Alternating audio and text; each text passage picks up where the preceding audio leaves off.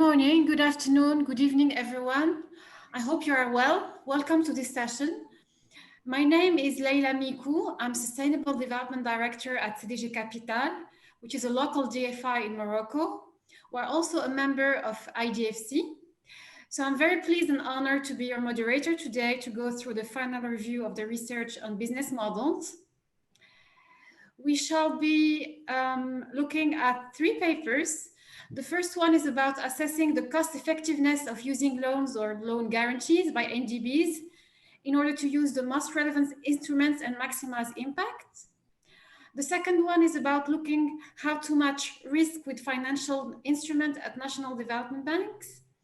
And the third one addresses the question about how can Ndbs better allocate resources to address...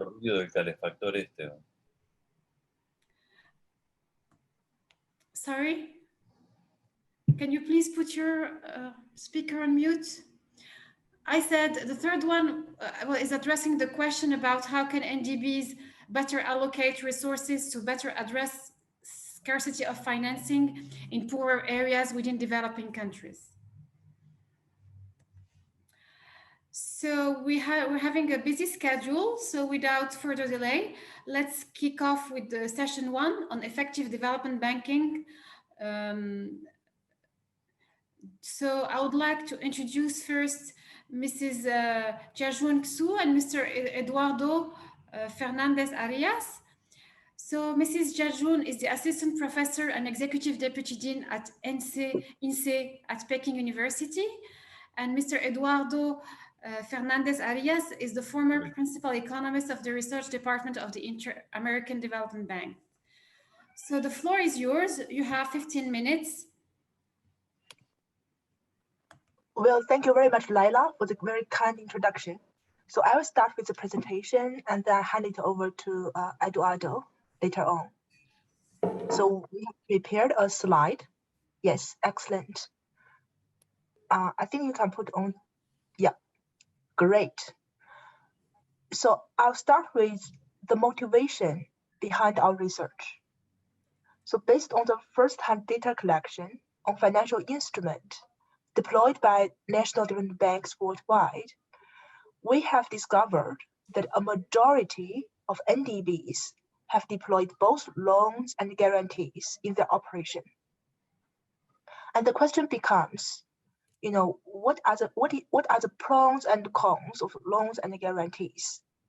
The existing literature have said little about this question, and we have discovered one literature that take loans and guarantees as equivalent. So there is a huge research gap, and our paper aims to fill the gap by providing analytical guidelines that can help different banks to assign loans and guarantees to the credit support programs in order to maximize the development effectiveness. So without further ado, I would like to hand it over to my colleague, Eduardo, to present you our paper in more details. Thank you, Jiajun. Thank you. So we are going to present this paper in 15 minutes in 4 sections. One, we will talk a little bit about the framework we use for evaluating instruments. Then we will explain the methodology we follow in terms of the kind of analytical models we use to compare the performance of both instruments across programs. Then I will tell you about what we find in this general framework, and we will conclude with some policy implications and the research agenda we plan building on this. So the building starts with a sound foundation, and we think that it is important to have a sound evaluation framework to assess the performance of instruments. So the first element important is that of the development impact, as Jiajun explained. Ndbs are in the business of supporting investments which have high aggregate or social net return, so they are socially efficient, but that for one reason or another, the market fails to finance. So here the concept of additionality is fundamental. Now, of course, the market fails to finance because for some reason it is not profitable to do so, and therefore it will not be a profitable activity for a development bank. So a fiscal burden to these activities of support should be expected, a fiscal burden that should be budgeted, of course. But then here we have the two elements important in an evaluation: the development impact attained and how fiscally burdensome that instrument becomes. And the question is how to do the most in terms of development impact for the fiscal resources available. Now, as you know, there are two main modalities of implementation of financial support: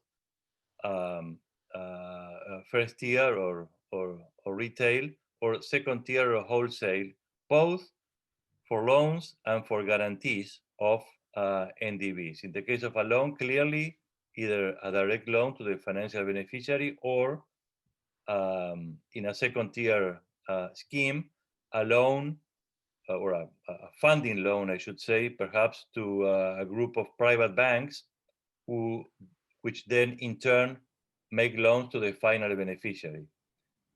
When a guarantee is used, again, there are two modalities. One, providing guarantees for these second tier loans of private banks, or a direct form of a guarantee that Ndb can provide to the financial beneficiary in terms of a guarantee certificate, and then the final beneficiary can go to the market to get a loan from the private system attaching that guarantee. This paper is not about implementation modalities, but this is important to keep in mind because it may have some bearing on the instrument that is preferred. Now, as you know, second tier programs have, in theory, many useful advantages to avoid Ndb weaknesses. The private banks perhaps can be used as agents in a second tier arrangement to efficiently screen, lend, monitor, collect from final beneficiaries. In this scheme, the Ndb would negotiate lending guidelines to define eligibility and other details that the financial intermediaries need to follow. But then once they lend, they will become financially responsible for the loans to beneficiaries. The Ndb would just, in terms of the financial aspect, would just provide some, either a subsidized funding loan or in our setting, a free partial guarantee to incentivize the private banks and to make it just profitable for them to go ahead and lend to final beneficiaries. Now, this may be theoretical because there may be substantial agency costs in these second tier arrangements. The bank's profit incentives, of course, may get in the way, and in particular, if lending guidelines are weak, then the eligibility the Ndb intends for the program may be distorted. That would amount to low development impact. It may also happen that banks get lots of profits in the intermediation process, and that would increase the fiscal burden of this kind of intervention. So that's why it is important to make the private banks compete for access to the credit support the Ndb provides. So in summary, the best implementation modality, the first tier or second tier, will depend on how important these agency costs are, and of course, how important the government failures that Ndbs may incur are how to balance these two, and this may have some bearing, as I will discuss, on the assignment of financial instruments. But let me just abstract from all this momentarily and talk about the methodology we use to assess the performance comparatively between loans and guarantees across programs. The starting point is to realize that Ndb programs are meant to address different types of market failures, as I discussed. And we can categorize this in two classes, and we'll see that this has important implications. One class are failures of credit supply.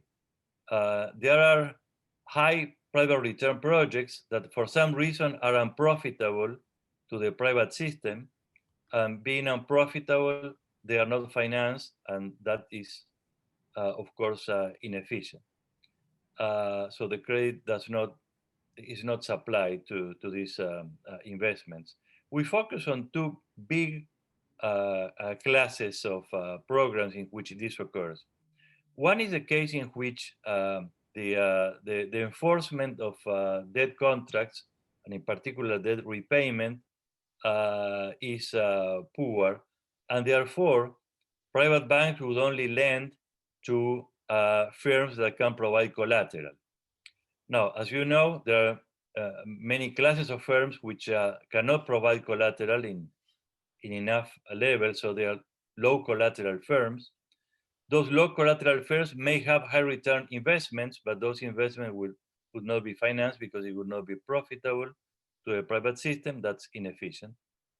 And the second class we focus on has to do with risk aversion. For several reasons, the private system may be overly risk averse.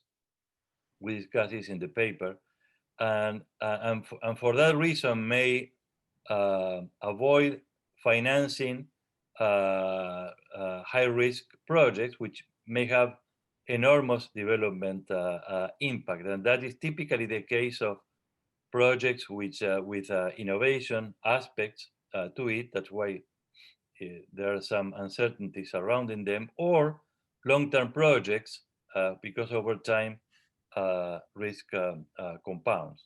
So these are the two classes of failures in credit supply we focus on in our models. And then we have another class. You have 5 minutes to go, just for your information. Thank you. That's very bad. Which is a case of project with externalities. For example, some pioneer investment may have demonstration effect on the road, or could open new opportunities to downstream industries. But the direct return is low, and that is why it is not demanding credit at the going rate. So again, there is a social inefficiency in this. In these models, and I don't have time to go over this, we assess the balance between development impact and their fiscal burden, as I said, in the second tier programs, comparing these funding loans at some subsidy rate S, or in the case of loan guarantees, some free partial loan guarantees that would cover some portion of the debt defaulted. And we also discuss some first tier alternatives. Let me tell you quickly, what do we find? We find that there is a general matching between instrument assignment and the kind of market failure that the program intends to address. Generally speaking, productive externalities appear to go well with subsidized loans in order to boost directly investment profitability rather than guarantees, which will have a very indirect effect and limited effect.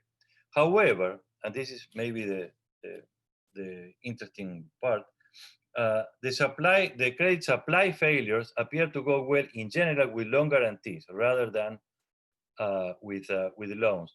In the case of the low collateral model, this is because the guarantees, or the subsidies are blunt instruments. The guarantees are more selective. They are active only when they are needed, and that's why they are cheaper. And also for that very reason, they distort less the cost of capital, so they are more efficient too. In the case of the risk aversion, simply because a guarantee would supplement banks' payoff in the default state, in the low payment state, thus reducing directly the risk they face, while the subsidy is a blunt instrument that doesn't have that characteristic. And of course, if failures appear jointly, there may be a case for blended instruments. Now, perhaps direct operations are preferable depending on the balance of agency costs. So we discussed three particular direct instruments which have lots of potential. One is the provision of loan guarantee certificates, that's a direct version of guarantees, to avoid possible moral hazard or between the private bank and the final beneficiary, which may be a customer to that bank. So in this case, it is the Ndb which identifies the final beneficiary and therefore avoiding moral hazard. Then, as I commented, risk aversion on the part of private banks is a problem. One way to circumvent that completely is for the Ndb to lend directly, so that there is an advantage in that respect. And also we discussed the possibility when the Ndb is able to do direct loans, to do it in a contingent way, meaning with a sort of equity-like provisions to share on the upside gains of the projects. That is found to reduce the fiscal burden, and in fact, that's a very interesting instrument that it is at the disposal of Ndbs, which is very difficult to implement in a second-tier arrangement, as we explain in the paper. Let me just close with policy implications as we see it. The kind of framework we develop in this paper suggests a design process to assign financial instruments in an Ndb. The first step would be to actually identify clearly what is the market failure that justify a specific program in an Ndb. Then based on that, and in our rule of thumb, to tentatively design or look at how a second-tier implementation would look like in terms of instrument assignment. And third, once that is completed, to consider the impact that frictions in that second-tier arrangement may have, and the possibility of doing this directly, and use the analytical framework to explore precisely the possible advantages of direct implementation in the way that is explained in the paper. Now, of course, limited capacity may restrict these choices. So in practice, there are other elements. Yeah, 1 minute just left. a minute. Yeah, it will be a minute. If the financial system, the private system is underdeveloped, many of these things of second-tier operations, in particular with loan guarantees, may be difficult to implement. The Ndb also itself may lack the technical capacity to manage more sophisticated loans, or maybe simply constrained by law. So in practice, there are other elements. This is my last slide. Our research agenda precisely builds on this framework and on the possible practical impediments.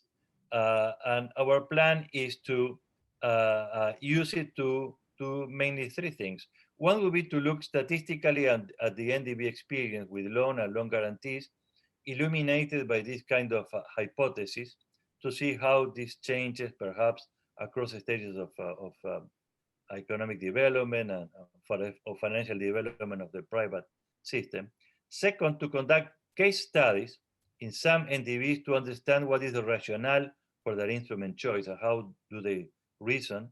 And third, assess whether the actual frictions that they see and may justify their actions are really strong enough to justify the deviation from the theoretical benchmark we posit here, and possibly in our case to enrich this benchmark with what we learn from Ndbs.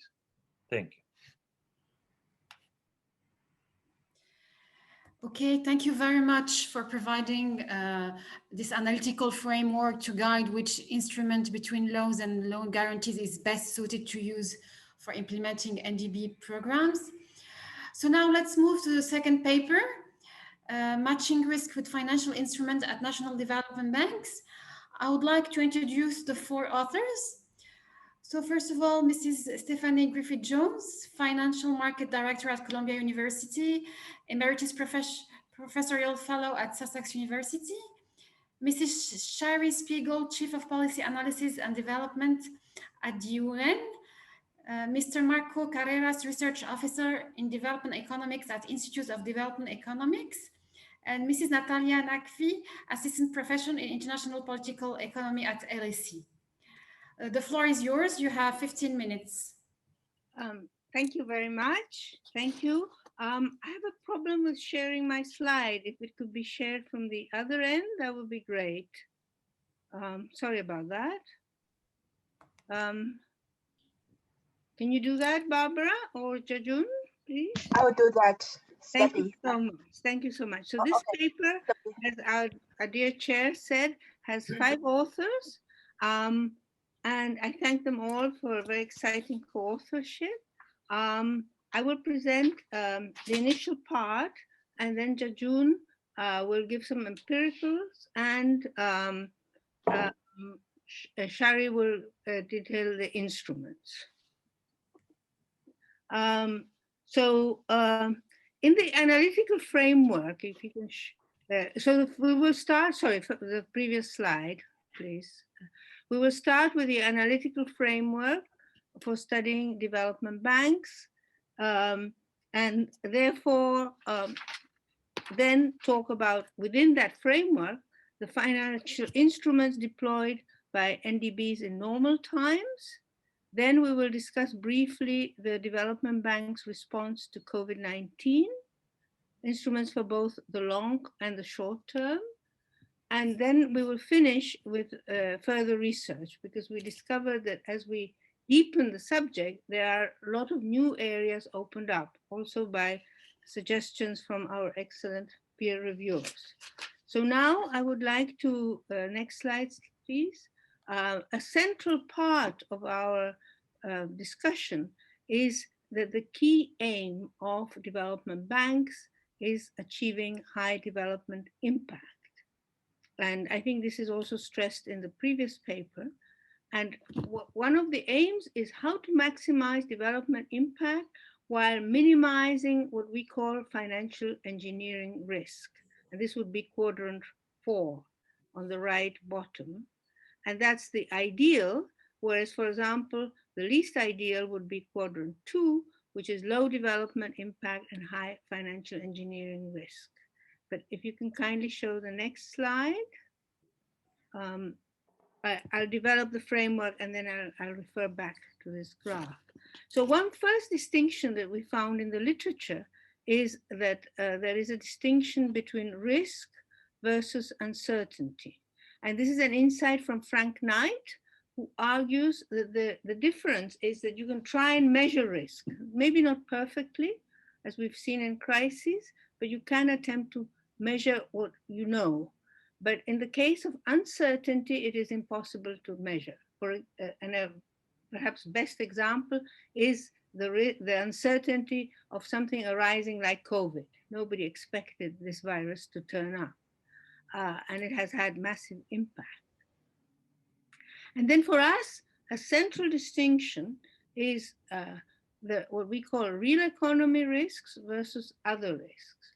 So what we call real economy risks are those that are, if you like, desirable, because, for example, to take risks on an innovative product, which may often have very important development externalities.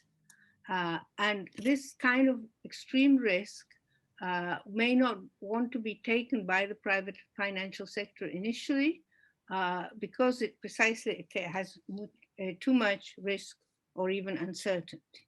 And so this is a desirable risk. Also, for example, lending to poor countries, lending to SMEs, lending to poorer people. So these are all lending where, for example, for a project which has very large geological risk. Building the Channel Tunnel between France and Britain was, for example, such a project. These are desirable risks, and we want to encourage investors to take those risks. But there are other risks, which we call financial engineering risks, which are more linked to leverage and the creation of financial instruments. And although some of these have positive functions, we do not think that these are, on the whole, desirable, because they can create excessive contingent liabilities for the development banks and therefore for the governments that may have to back them. And also they don't allow so much power to do policy steer, to help channel these funds towards the sectors like greening the economy or helping poor people or small enterprises, to have the power to channel the funds towards that. And this relates to the point that Eduardo made about second-tier instruments. So we think that development banks, no, sorry, just stay on the previous, thank you, that development banks need appropriate instruments to maximize development impact.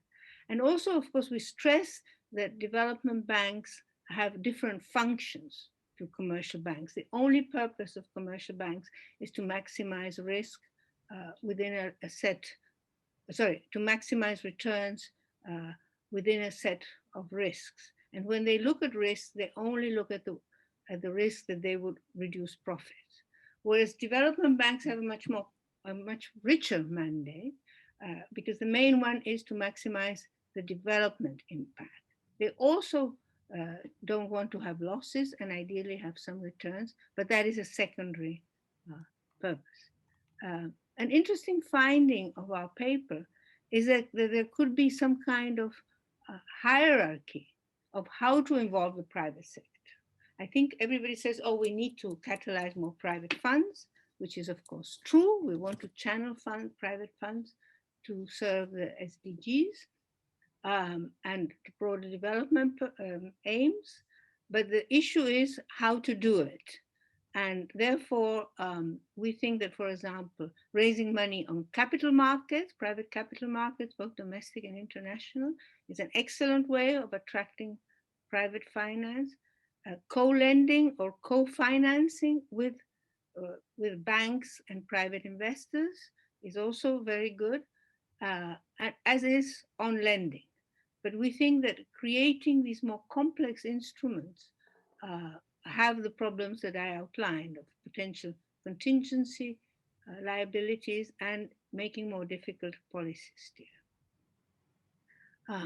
There are, of course, important differentiation between systemic risks, for example, globally and nationally, and often national risks like currency risk are not risks internationally. And there we have an interaction between what, for example, multilateral development banks can do to reduce currency risk for developing countries, where they can have a diversified portfolio, which they could, for example, securitize. So now if we could have kindly the next slide.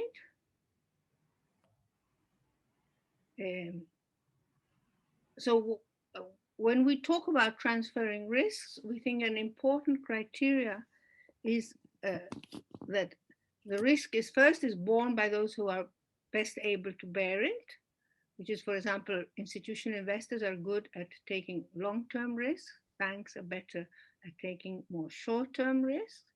But what we want to avoid is excessive transfer of risks from the commercial and private banks to the development banks. So if there are important externalities, it may be appropriate to use subsidized credit, but it also may be appropriate to use other mechanisms like lending or guarantees. And I think there's a very interesting insight from Arrow and Lind, which says that if risk is very high, let's say COVID times, bordering on uncertainty, it is good to spread the risk amongst taxpayers because there are so many taxpayers and there are even future taxpayers. So it's good if governments assume this risk. And mechanisms like guarantees are particularly useful in times of high uncertainty, or to bear an idiosyncratic risk, which is particular to the project and which is very high. But as Greenwald and Stiglitz argue, without information advantages, public guarantees do not necessarily give better results. I will leave the details of the instruments to Shari and Jiajun, but I want to raise an important policy implication, which is sometimes forgotten and particularly relevant today, which is the role of increased capital for development banks. Because in COVID times, in particular, and given the challenges of the green and inclusive transformation, we need a greater role for deploying both development bank and private funding. And this can be done either through better instruments and greater leverage, but also through very efficiently through the role of increased capital, both of national development banks, but even more by multilateral development banks. And I think that's one of the key lessons from our research. If I can ask for the next slide, please. And that is precisely for you, Jiajun. Well, thank you, Stephanie. So our paper, as Stephanie mentioned, aims to match the risks with financial instruments deployed by Ndbs. So, sorry, Jiajun, 5 minutes to go, just to let you know. All right, so I will be very brief. So in order to have a better understanding about what kind of instrument has been deployed by Ndbs, we have selected 50 Ndbs out of the total population in terms of their income levels, the size, and the mandate to be as representative as possible. Here are our key findings. So first, loan is a primary financial instrument deployed by all Ndbs. And but concessional loans, we realize has been less deployed. There may be a data issue because sometimes banks do deploy concessional loans, but they do not report it in their annual report. And secondly, this is very interesting. We find that Ndbs are more likely to deploy guarantees as their countries move to the more advanced stage of development. And thirdly, we realize equity investment is of almost equal importance across different income levels. But if we have a closer look at the venture capital or private equity, we realize that there's much more demand for VC and PE for countries at the technological frontier. So this maybe they are better able to take this kind of uncertainties. Last but not least, insurance is a least used financial instrument by Ndbs. So this is just a very brief summary on the types of financial instruments deployed by Ndbs. I'll hand over to Sherry to give more presentation about the rationales behind the financial instrument. Sherry, hand over to you. And the next slide, please. Jiajun. Yes, next slide, please. Sherry, are you there? Sherry, please unmute yourself. Sorry, thank you. So I'm going to very quickly summarize this since we don't have very much time left. So the first point would be that, and this really builds on some of the analytical work that Stephanie already mentioned, that subsidized credit, because it raises returns, it's particularly useful when there's insufficient return with positive externalities. It's particularly good for countercyclical aims, but also it's particularly good when, as others have said, when we have insufficient return and positive public good externalities. In terms of guarantees, because they reduce risk, they are most appropriate when there's idiosyncratic risks, and that goes with high risk aversion by private investors. And also when the financial system is underdeveloped, and also in periods of high uncertainty, such as now, and we'll discuss that in a moment. And however, guarantees sometimes can be harder to assess the developmental impact. Another, in terms of equity financing, because equity financing has upside potential, it can be, it is another tool that can be used particularly for instruments such as innovation, technology, et cetera, where there's positive upside to the instrument, because through a diversified portfolio, you can use that instrument to create a diversified portfolio of returns, of positive returns. So it's particularly useful for a situation such as innovation, where there can be a probability of very high returns, even if at the same time there's a probability of a loss. because together, when you put them into a portfolio, the total return is likely to be positive, such as in venture capital business models. And the final one that's not on the slide is insurance. As Stephanie mentioned, insurance is particularly useful when there's the possibility of diversification, and therefore it's particularly useful when there are idiosyncratic risks. Now, often what we find is that risks that are systemic nationally can be idiosyncratic globally. So often insurance is the best placed actors for insurance products are going to be international actors, which really brings us to the idea that's been discussed in some of the other papers of a system of development banks or using the private insurance markets. To the next slide quickly. We also did well, I'll pass it back to Stephanie since we're running out of time, but we also did a series of surveys that looked at instruments in COVID times, and I'll pass it back to Stephanie to wind up. Thanks. Thank you very much. I'll be very quick. We did a series of very interesting interviews with national development banks and also some regional ones, and we saw some of the common measures which have been adopted by DBs. Especially, we see that there is a great rapid response to the urgent needs of basically saving companies and saving jobs. And among the measures that we saw were fast-track procedures. Amazing how quickly some of the loans have been dispersed in the Chinese Development Bank within 24 hours for health activities. A very flexible adaptation from mainly long-term funding to funding also working capital to pay workers and suppliers. Standstill approach, which is very interesting because it's an easy way to do it and not having to change the contracts. And there are problems in this with rating agencies, and I'll refer to that in a minute. And finally, impressive lines of support for health and for governments in difficult times, as well as for the private sector. If I could have the final slide, please. So we discovered that there is a lot of more research to be done. Some of it, as I said, was suggested by our peer reviewers or even the people we interviewed. One is equity and quasi-equity instruments in public development banks, particularly national ones. As Shari referred, there is a very interesting area of both equity itself and also quasi-equity instruments like venture debt, which can share both risks and profits between the development bank and the private sector. And there is very little literature on equity and very little understanding. And so several of the people in the development banks have actually asked us whether it would be possible to do more research on that.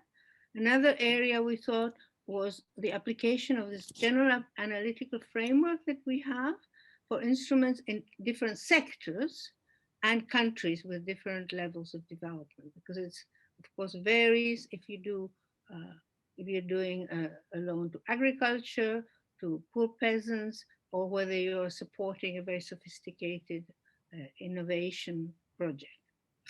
Thirdly, the issue of rating agencies and their methodologies and their possible regulation, because, for example, rating agencies discourage countries and debtors to do debt standstills, even if the creditor agrees, and may downgrade either the borrower or the development bank themselves.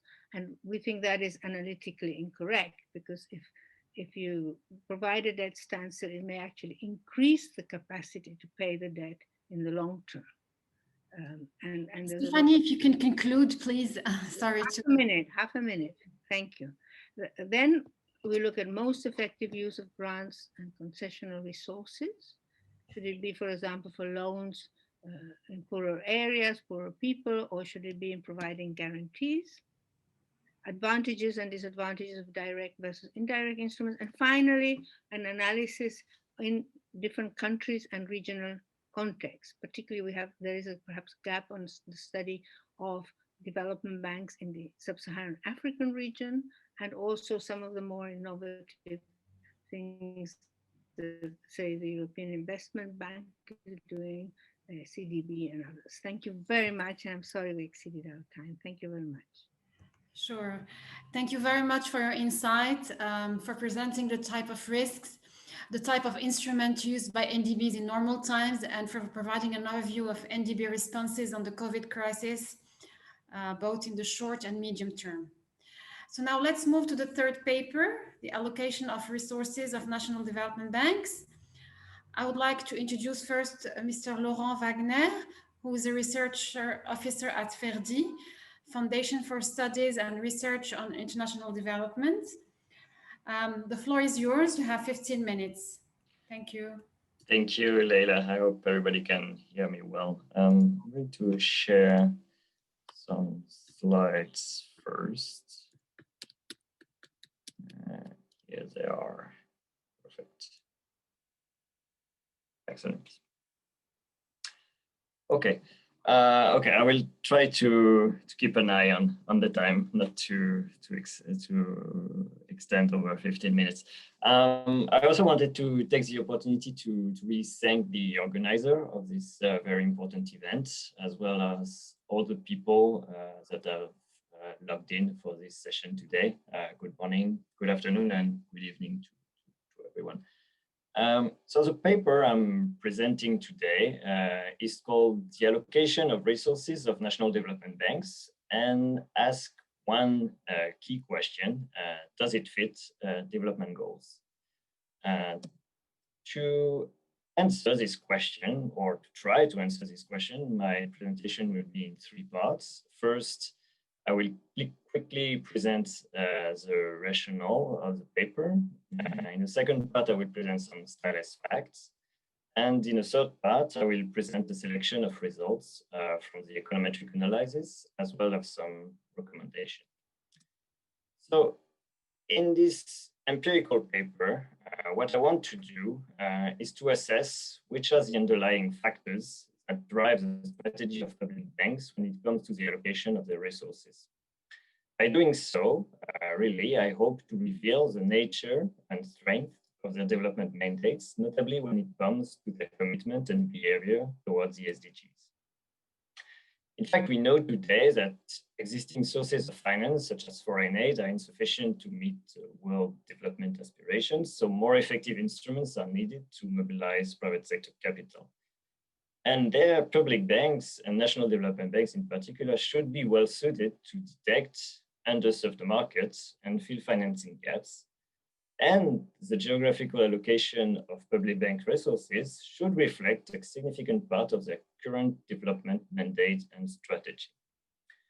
So in order to reveal Ndb's behavior and understand which factors are influencing the allocation of the resources, what we need to do is to look at the characteristics of the clients, who they are, where they are, and what they are doing. Here, considering the heterogeneity in terms of mandates, but also instruments and goals of various Ndbs across the world, really, I focus primarily on direct lending to firms. So the first quadrant of the first figures that was presented in the first paper of the session. It was really interesting to see it that way. So I use firm level data to do that. This allows us to control for firm characteristics while looking at the allocation of credit across national territories and time. I'm really particularly interested by two aspects of the business model that are particularly relevant here in the context of the SDGs and the treatment of vulnerabilities. This leads us to test two main hypotheses, which are really well known in the literature of Ndbs, but that we want to test in the context of our framework.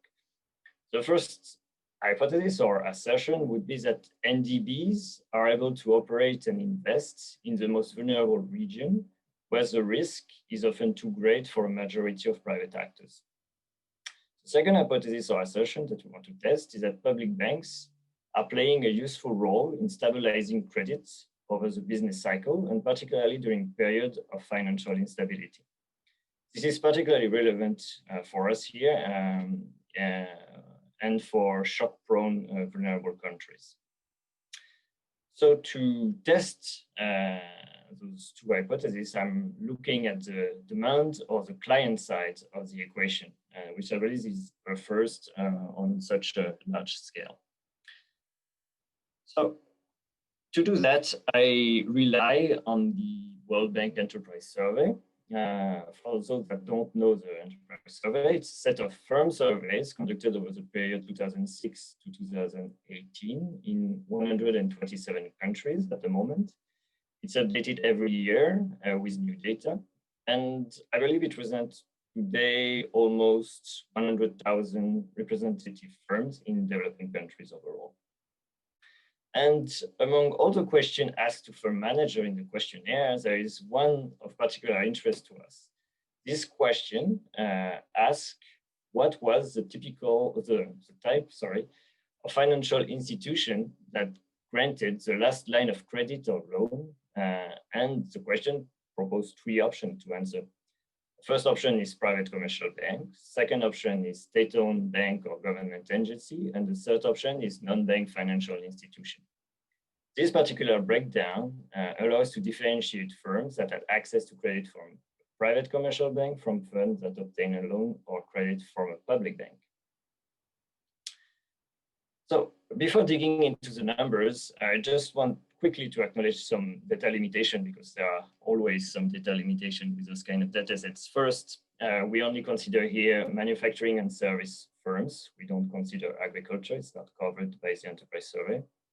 Second, won't be able to differentiate finely between different types of public financing institutions. Third, I'm only looking here at retail lending targeting firms. I'm not taking into account guarantees or any other instruments that Ndbs can produce. And fourth, the Enterprise Survey provides information relative to the last loan of line of credit obtained by each firms. It doesn't constitute a complete account of the credit history, but rather offer a snapshot only of the current state of the credit market. But despite this limitation overall, I believe that I'm still able to provide you with some useful new insight today. So notably, when it comes to the numbers that you have in front of you, the first table represents the share of each banking type by region over the whole period, over the whole sample.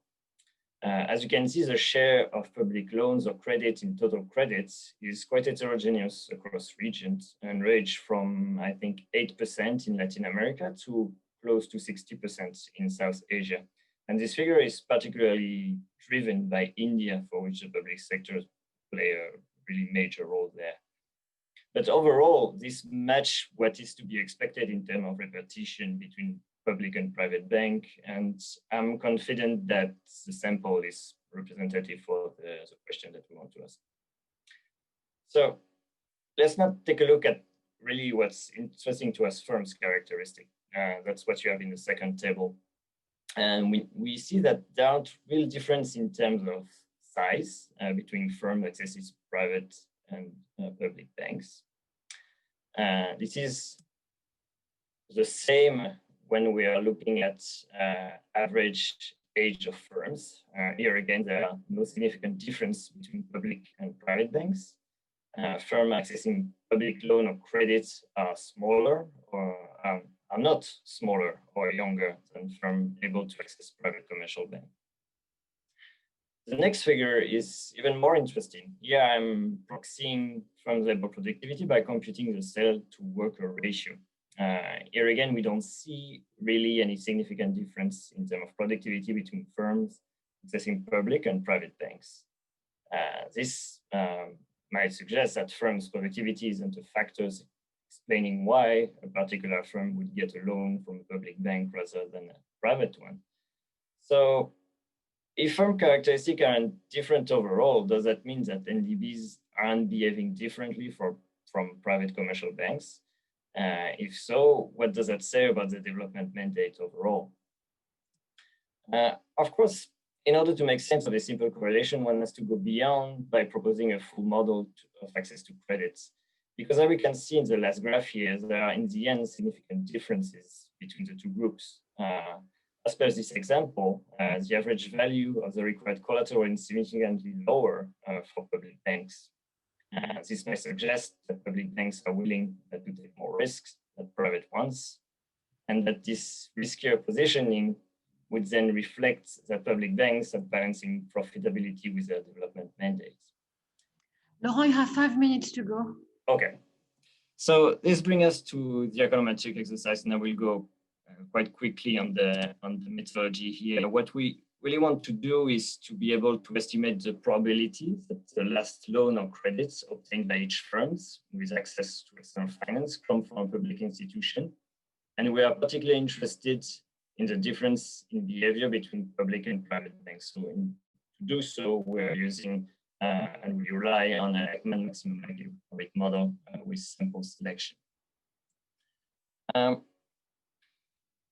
So in this model, we are introducing factors that are at the firm level, at the subnational level, and that are at the country level. At the firm level, we introduce factors that are really relevant for us, such as we've seen in the previous section, labor productivity or size or age or all the variables that you have detailed here. At the subnational level, what we're interested to do is to see if local conditions are influencing the way Ndbs think about their role and their development role in their country, or is there focusing areas where labor productivity is lower, where average education level is lower, or overall is where poverty is higher.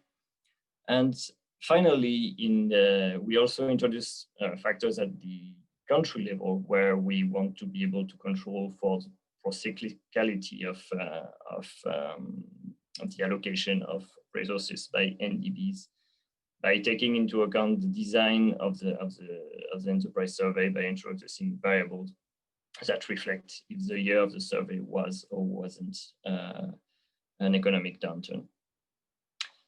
So I'll go quickly in the result because that's what's really interesting here. So basically, we don't find a very different result from what we saw in the graph that I've shown you earlier. Size, age, labor productivity doesn't seem to really mean that you will have more chance to get access to a private rather than a public loan or credit. What's really more interesting and what I really want to leave you today with is those two really important results that we have.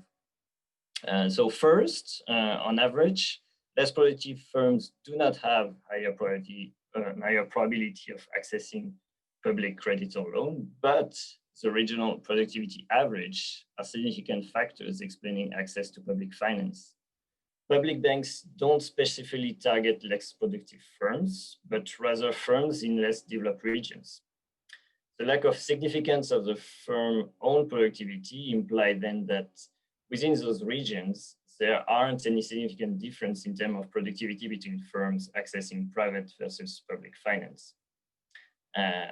And those evidence that public banks tend to favor less developed regions seems to be reinforced when the regional education level of the workforce is introduced as well.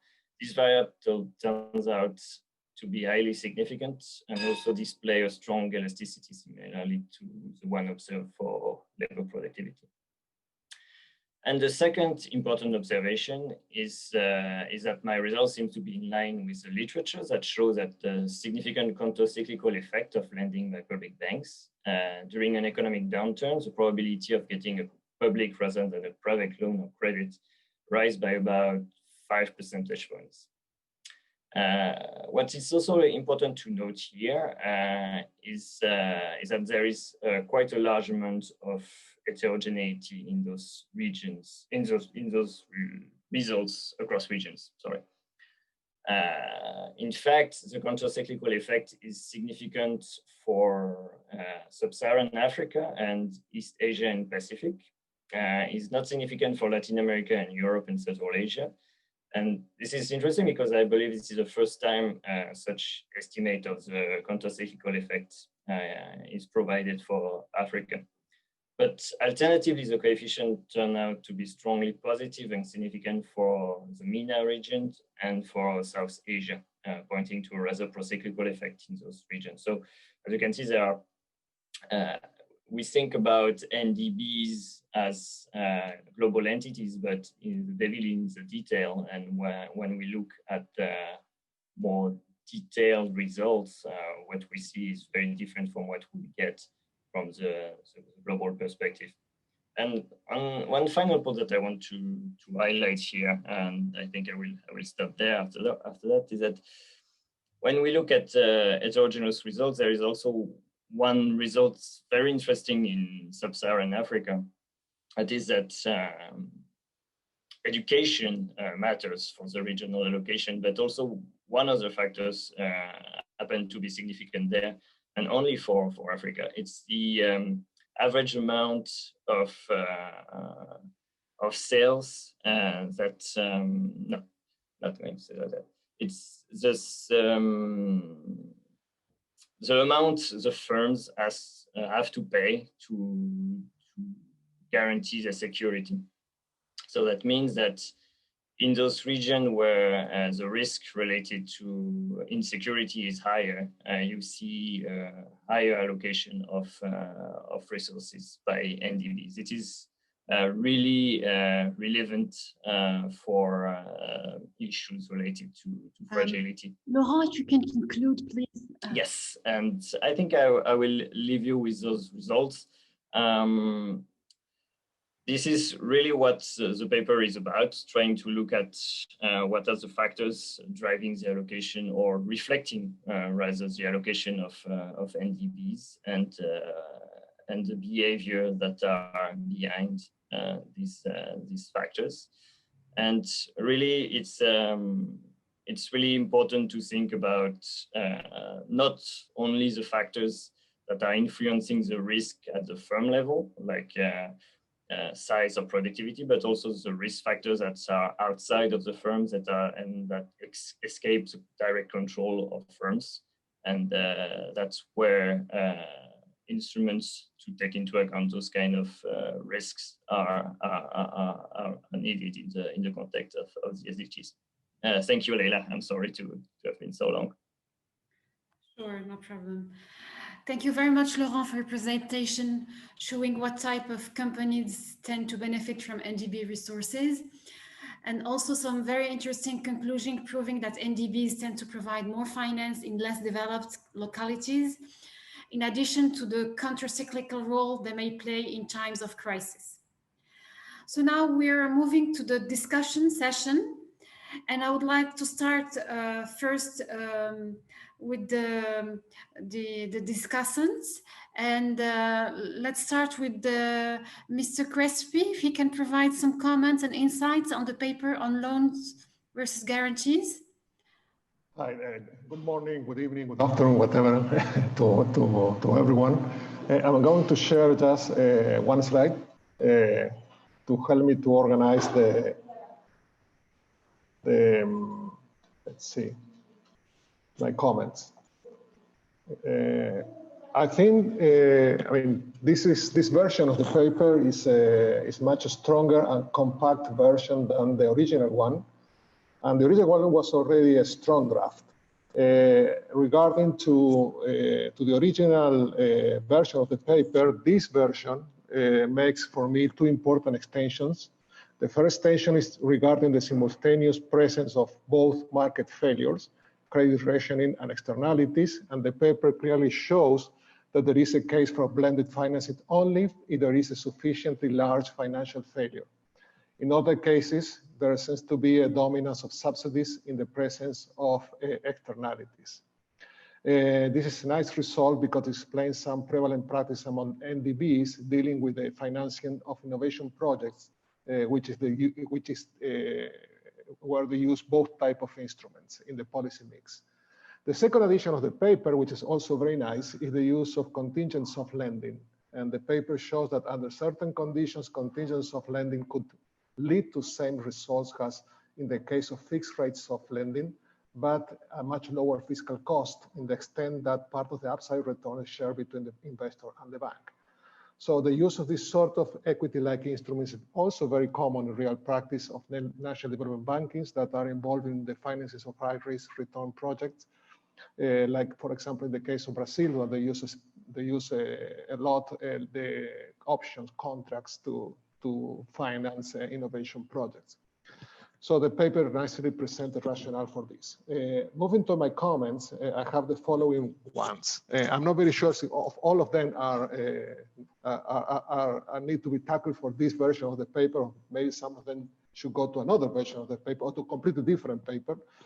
However, in order to save time, I will say that my first comment is about blended financing at the portfolio or at the project levels. The different models in the paper suggest that there are projects that generate externalities and borrowers that suffer from lack of collateral. So the result seems to be that for some projects, a subsidy is needed, while for other projects, free loan guarantee is needed. The result will be that some sort of blended financing solution is needed at the portfolio level. However, in practice, what one sees in the real life of many national development banks is that blended financing also operates at the project level. And the reason for this might be the practice of some national development banks of providing partial funding only to the projects to avoid moral hazard problems. So if the project produces externalities, but the national development a national development bank only finances a share of it, let's say at 80%, the firm will have to gather the remaining 20% of the financing. And if the firm faces several severe financial constraints, for example, it's a startup, it will require a loan guarantee to raise this funding from the commercial banks. So in this case, you will have blended financings also at the project level, which seems to be more frequent that the paper seems to suggest. And there is a couple of nice examples that I also share with the authors. My second question is about free partial guarantees to whom? All or new clients. So in the extent that financial failures are the result of asymmetric information among borrowers and banks, should not free partial guarantees have focus on those firms that are new clients for the bank? Should not partial guarantees operate more on the external margin of new clients? So this is important, and it could potentially rebalance the cost-benefit conclusion between guarantees and subsidies. Some people have questioned the real additionality of guarantees based on the finding that in many cases they end up being allocated to firms that do not suffer from financial constraints. And there is a clear example during the COVID case. For example, in Peru, the massive Reactiva program allocated public guarantees from COFIDE, the national development banks, across the board. Commercial banks took the guarantees and allocated them to large private firms that substituted debt issued in financial markets by lower cost loans provided to them by the banks, with zero additionality in terms of investment. My third comment, so there is a great risk of capture here, and I think it should be nice how to deal this in the paper or maybe in a different paper, but it's something that you also see in the real life. The third question is about the new roles, and maybe this is a comment which I think is interesting, but it's complete for a different paper, but I'm going forward with that. The new roles of national development institutions. We see that national development banks are playing increasing roles on pilot tests or sandboxes to introduce new financial instruments in the market when dealing with instruments that seek to reduce market failures faced by SMEs.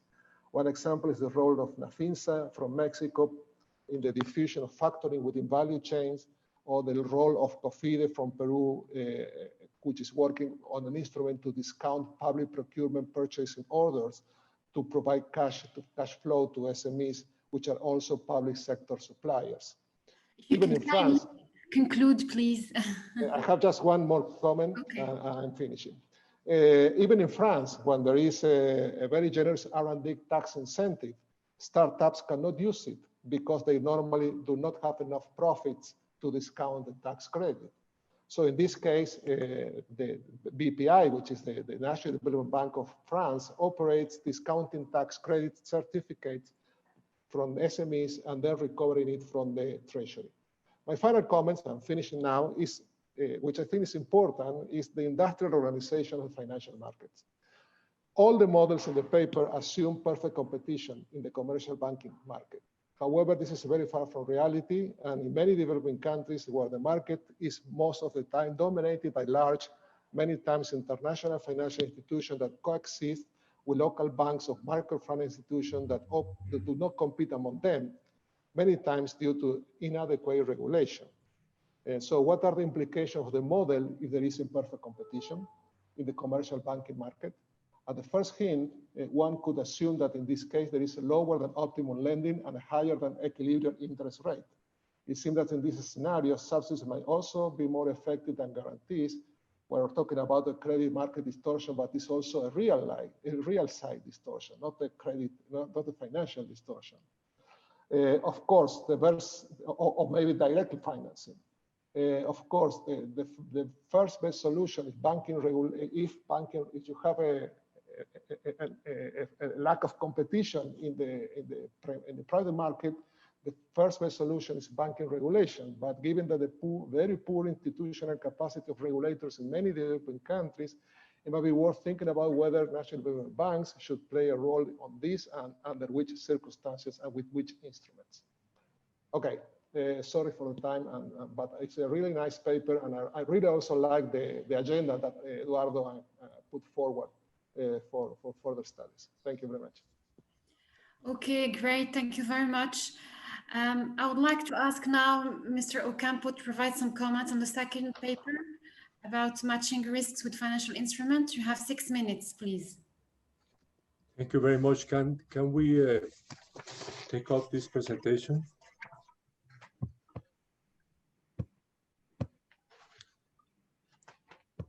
Yeah, I'm trying to do it. Okay. Okay. Well, thank you very much. It's really a great pleasure to be in this project, both as an author and as a commentator. In the paper that I am commenting is a very interesting one. I like in particular, first, the distinction between uncertainty and risk. I mean, it's an old theoretical issue, but of course, understanding that they sometimes take place simultaneously. So they are difficult to mix. I mean, the current situation is one of those cases. The second is the distinction between the real economy and the financial engineering risk, and the importance that has for the design of the financing by national development banks. The third is the specific issues raised by systemic risk, and finally the analysis of the COVID-19 crisis and what development banks can do under the current conditions. Having said that, let me make a few comments. Some of them I have already sent to the authors, but maybe a couple of them based on the previous paper, actually, the one by Eduardo and Jiajun may be interesting. My first is that the paper doesn't refer to exchange rate risk. I understand there is a specific paper on that, but I think it's quite important. For example, in my discussions with the World Bank people about their support to national development banks, this issue was top. They said that national development banks cannot, should have a full coverage of their exchange rate risk, either by markets, which is very hard in developing countries, but otherwise by governments. So this is a very important issue. My second comment is, which is quite relevant for this paper, relates to the issue of innovating, on involving private sector financing induced, let's say, by the actions of national development banks through the different instruments they have. Now, I think in this regard, there is much more to discuss about in the paper about how to improve that the public-private financing mix. One, for me, what important due to the discussion that take place in Latin America is the issue of first versus second tier loans. I mean, second tier loans by themselves mobilize private financing, but the question is when they are not appropriate and we should move fully into private, to first tier loans. In the case of first tier loans, when do you want joint financing? Then, of course, the issue of guarantees, which is actually, I think, discussed in the paper. But one that I find particularly important and is not fully discussed, which is venture capital funds. I mean, many development banks in the past have invested in particularly new firms, in innovative firms. But today, you may want to have venture capital funds to invest in several companies and therefore to diversify the risk and involve actually a private sector financing and even support from multilateral development banks. For example, in Colombia, we have that support specifically for one of the venture capital funds or one of the national development banks. So that is a second big comment. The third is the relation between multilateral development banks and national development banks, which is only mentioned in passing. This is, of course, a topic that is in my paper, which I will present tomorrow. But I found some, some confusing statements in the paper that should probably be analyzed. And let me think that perhaps I add two notes, one based actually in the previous paper, which is what in the previous paper is called agency risk, which is different in a sense from the other risks that you are analyzing, and therefore the need for governance issues to be at the center of an agenda of national development banks. And the final issue is, which is, I don't know if it's discussed anywhere in the project, is the issue of how you channel subsidies, if you want to channel subsidies, through interest, lower interest rates, or subsidies on principles. This has been a very heated discussion in my country, in Colombia, through time, because you do it on interest, you actually distort the structure of interest rate in the economy. Therefore, for a long time, for example, for housing, but even when I was Minister of Agriculture, for investment in agriculture, we actually chose subsidies on the principles rather than the interest. Okay, thank you. Thank you very much for your comments. So now we're moving to the third paper. I have two discussants. So I have Mrs. Chauvet and Mr. Tapsova. So can any one of you jump in? Or both of you? I don't know who's connected. I am. Okay, go ahead, please. You can be short. Okay, thank you very much. Thank you for asking me to review this paper. This is a very rich paper, which addresses an important research question that has been largely overlooked so far in the literature. So I see it as having really a strong potential, and it is very well executed from the econometric point of view. It is also very well structured with an important descriptive part, which is very interesting and insightful, and this econometric analysis, which is rigorous and very interesting. So I have 5 comments. Maybe I won't go through all of them if we don't have time, but let me start with maybe the main one, which is one of the results of the paper that was presented by Laurent Wagner, is that National Development Bank tend to allocate a lot of loans to state-owned enterprise as SOEs. And so I was wondering whether these SOEs may have the fact of lending to these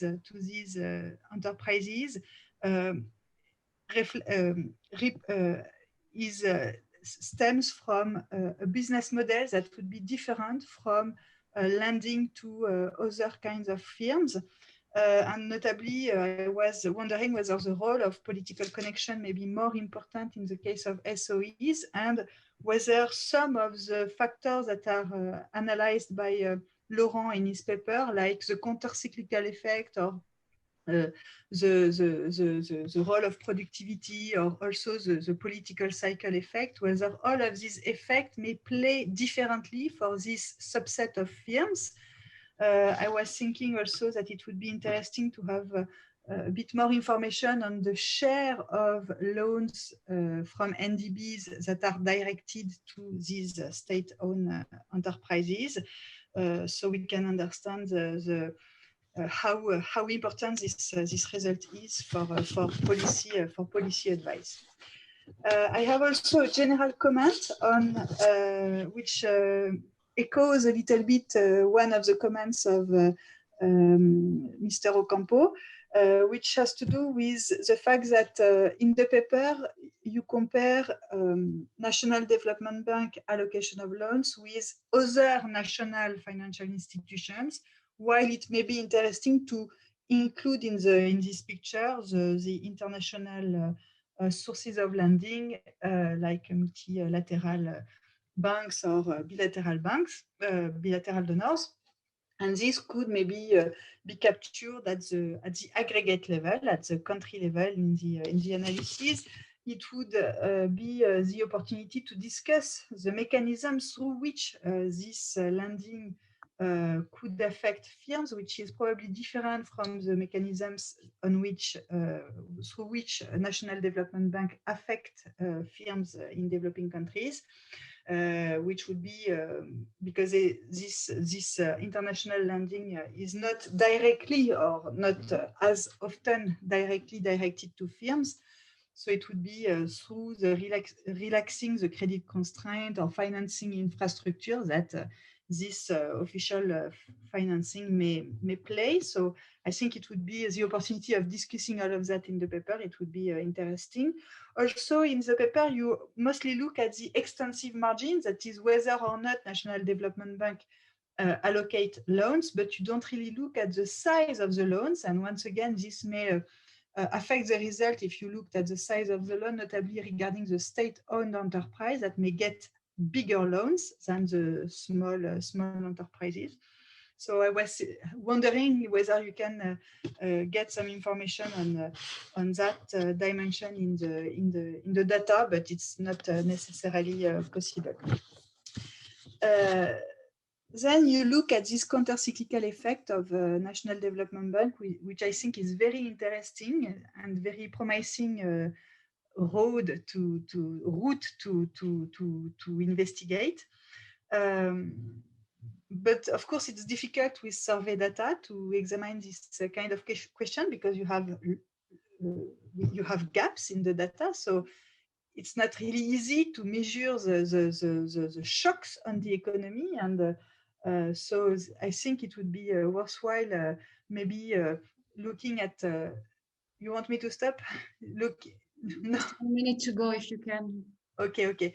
Maybe providing some robustness check on the measure of this counter-cyclical effect, which I think is really deserving a lot of attention and which is very interesting in the paper. And finally, you find this. You find no effect of the political cycle potentially in the data. And I was wondering whether you could examine a little bit what happens when it is the incumbent that is running for the election, what also happens around the election years, not only in the election years, and whether this political cycle plays differently for SOEs, for state-owned enterprise, and for the small enterprises. But I think really this is a really promising paper, and I'm really grateful for having been invited to review it. Thank you very much. Great, thank you very much for your insights. Now I'd like to ask Mr. Tapsoba maybe to provide some comments as well. Yes, thank you very much. I wanted to share my screen so I can display my comments. I will second Lisa and thanking Laura for a very good paper, well executed. And sorry. So I think I want to really spend time on how paper is good and so on. Maybe it's good, better to just jump into some comments for him. But to begin with, one of the key results of Laura is that SOEs receive more Ndbs financing. This is the most stable result he has. And surprisingly, when we read the paper, we don't really see how he's really building on these results, which is more solid in his work. So I'll try to give you some comments so you can try to see how we can take it from there. Maybe in terms of empirics first, I will just go over the empirics and then later I will comment on some policies. On the empirics, I think the counter-cyclical lending concept that Laura explored is a very interesting one. And I was just wondering if we could extend the concept more into the firm-specific testing than the global testing, country-level testing. You know, being counter-cyclical, because we are looking for these Ndbs to be a more stabilizing tools in the economy. It's not only about the macro level, but it can be also at the micro level. So using firms' performance as an indicator can help him to uncover this counter-cyclicality results. You know, and also he told us that he has two types of firms in his data set, manufacturing and services. So it might be useful to check whether these two types of firms are different in terms of results, as he's doing for the low income and geographic side of it. And this kind of study, I think it's always interesting to explore interactive conditional factors. This can enrich the storyline he has, because there are strong results. But for instance, it can interact some data like structural one or political governance and performance. This will help a lot to enrich the story. It's already high. In terms of econometric robustness, you know, at some point in the paper, Laura said that there are three types of data set. You know, the bank level, and macro level. So I was wondering if you can take advantage of this kind of data to enrich his story. So otherwise, what he has so far is strong, but I think it can be better with this empirics improvement. I think the more important part of my comments are more related to the policy side. One of the key results is that Ndbs are going to less developed region. And the argument defended by Laura is that they know more the business, contextually as business and so. But when we read the paper, we don't really see a strong discussion on that front. And from the empirics, it's difficult to, empirical study is difficult to really see how these Ndbs are different from the rest. How they differ in terms of classic banking and so on. I think the two first paper reflect that a bit, but it could be better to weave some of the ideas in your paper to strengthen the discussion section. And as I said, SOEs are receiving more loans from the Ndbs. And as Lisa said, you know, you can delve into it more. And, you know, this is an indication that there are some connected lending. And what are the potential risks of that? How can we go further beyond just saying that this is the more stable results and try to uncover? I think the conditional factors will help you there to uncover some interesting story.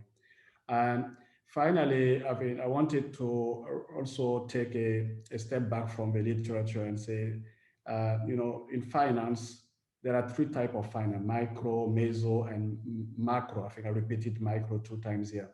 So it's hard to see how you are accounting for this in your study.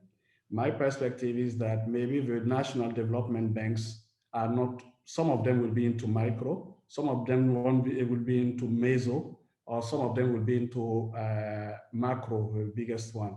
So using maybe the type of firms you have, small, medium, and large firm might help you. And I found the policy implication section very limited for now. I think it will be, you can do a good job in improving that.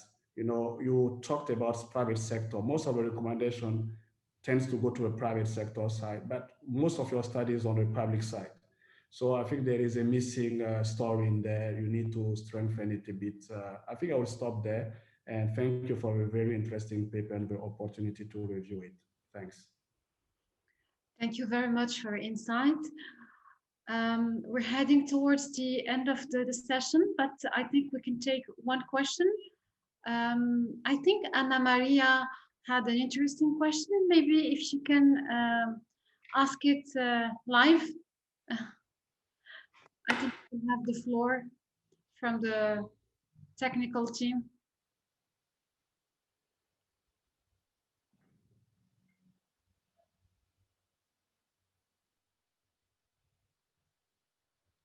I think you're on mute. If you could unmute yourself. Okay, I'm sorry. Okay. Yes, perfect. I don't know. I'm here. Okay, good morning. And thank you very much for the organizers and to everybody and yourself. And also, well, I wanted to, my question relates to the paper written by Stephanie Jiajun and et al. No?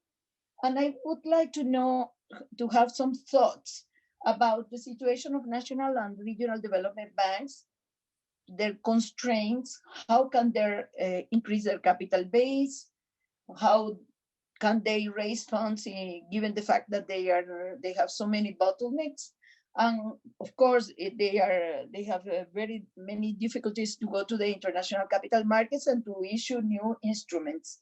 And I wonder whether the event will recommend any proposal for practical cooperation among development banks to benefit those that are less underdeveloped or less developed, for example, in developing countries. Thank you very much. Thanks.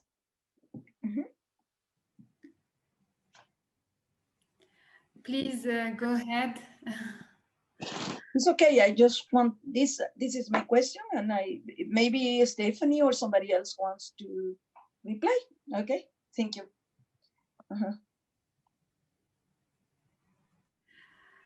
I think Stephanie, you're on mute. If you can unmute yourself. Would you like me to answer, Laila, now? Yes, please go ahead. So I think this is a very important point that Ana Maria makes. I mean, to a broader extent, I think it will be discussed in Jose Antonio's paper. But I think I think there is a history whereby development banks which are older and in richer countries have helped those in poorer countries or in problems. And just one example in Europe, during the Eurozone crisis, the KfW and the European Investment Bank gave credit loans which were cheaper because they can borrow cheaper on the markets to a new Irish mechanism for lending to SMEs. Just one example. And I think overall banks do, for example, KfW, I know, provides technical assistance to a number of development banks in poorer countries, and sometimes gives funds, concessional funds, or channels money through development banks in developing countries. And we should also encourage that climate funds are more agile in supporting development banks in developing countries because they're rather bureaucratic. But I think all this needs to be accelerated, and perhaps particularly accelerated in COVID times, because some of these development banks are very small and undercapitalized, and now there is a huge demand for their resources, and there's a huge need, for example, for the private sector, say in Africa, to access credit. And one very good way of channeling it, and I know CDCs, the UK CDC is doing that, is to channel funds through regional and national development banks in sub-Saharan Africa. So I think there is a need to scale this up, but it would be useful to look at the experiences that have been favorable and how to expand them in a major way. And I think one important way is to capitalize DFIs and capitalize the multilateral and regional development banks so they can do much more of this. Thank you very much. Great, thank you very much, Stephanie. I think we're done. Thank you very much, the authors, for your time, and also the audience, the discussants. And we look forward to another round of business model research. So I think we're gonna have a 5-minute break, and then another session will start. So all the best, bye-bye. Bye-bye. Thank you.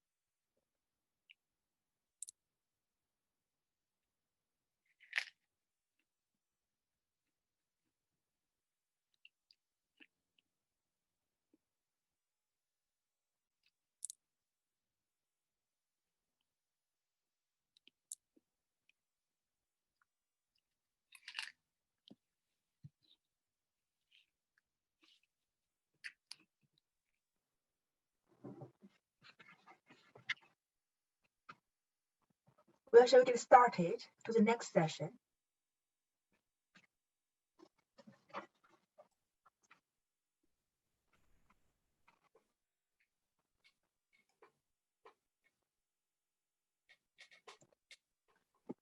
So good morning, good afternoon, and good evening. So welcome to the panel on the governance of national development banks.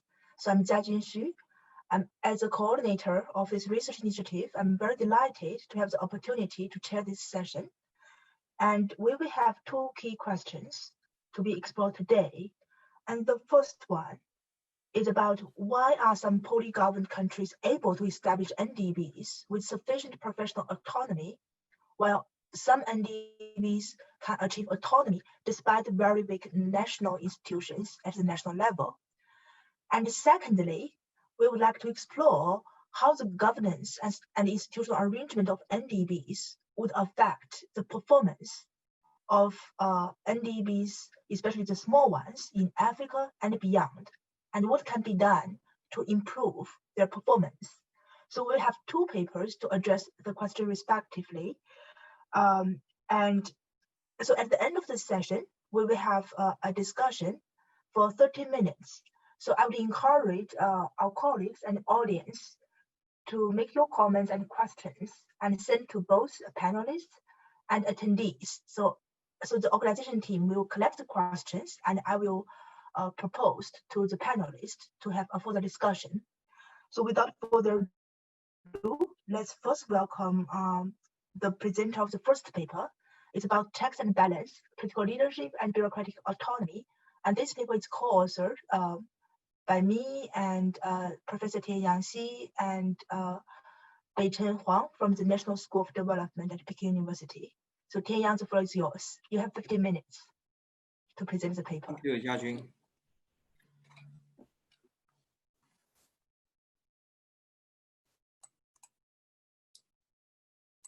Okay,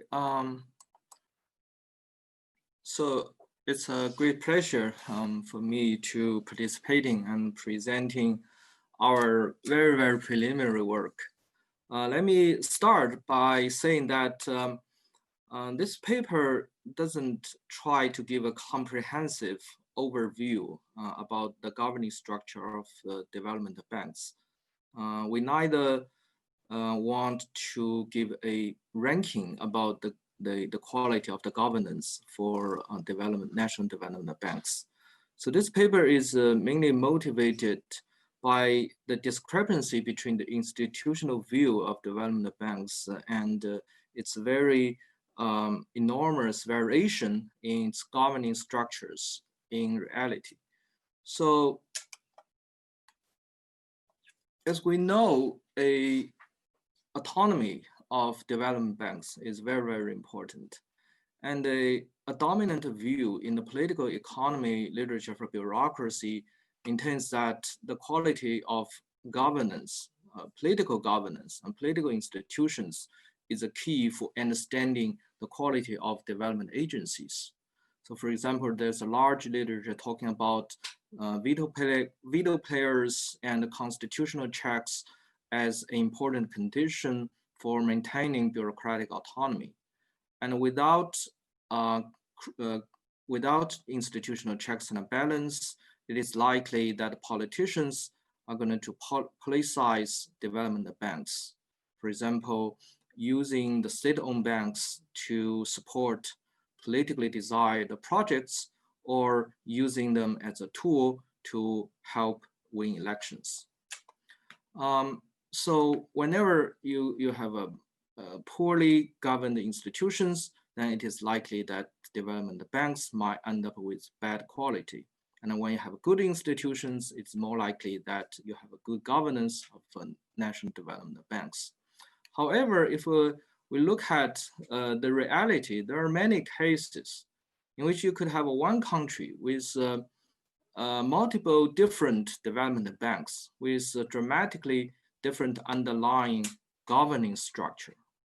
A motivational example would be two development banks in Malaysia, Bank Batam near Malaysia, Berhad. So this is essentially an agricultural development bank supporting agriculture.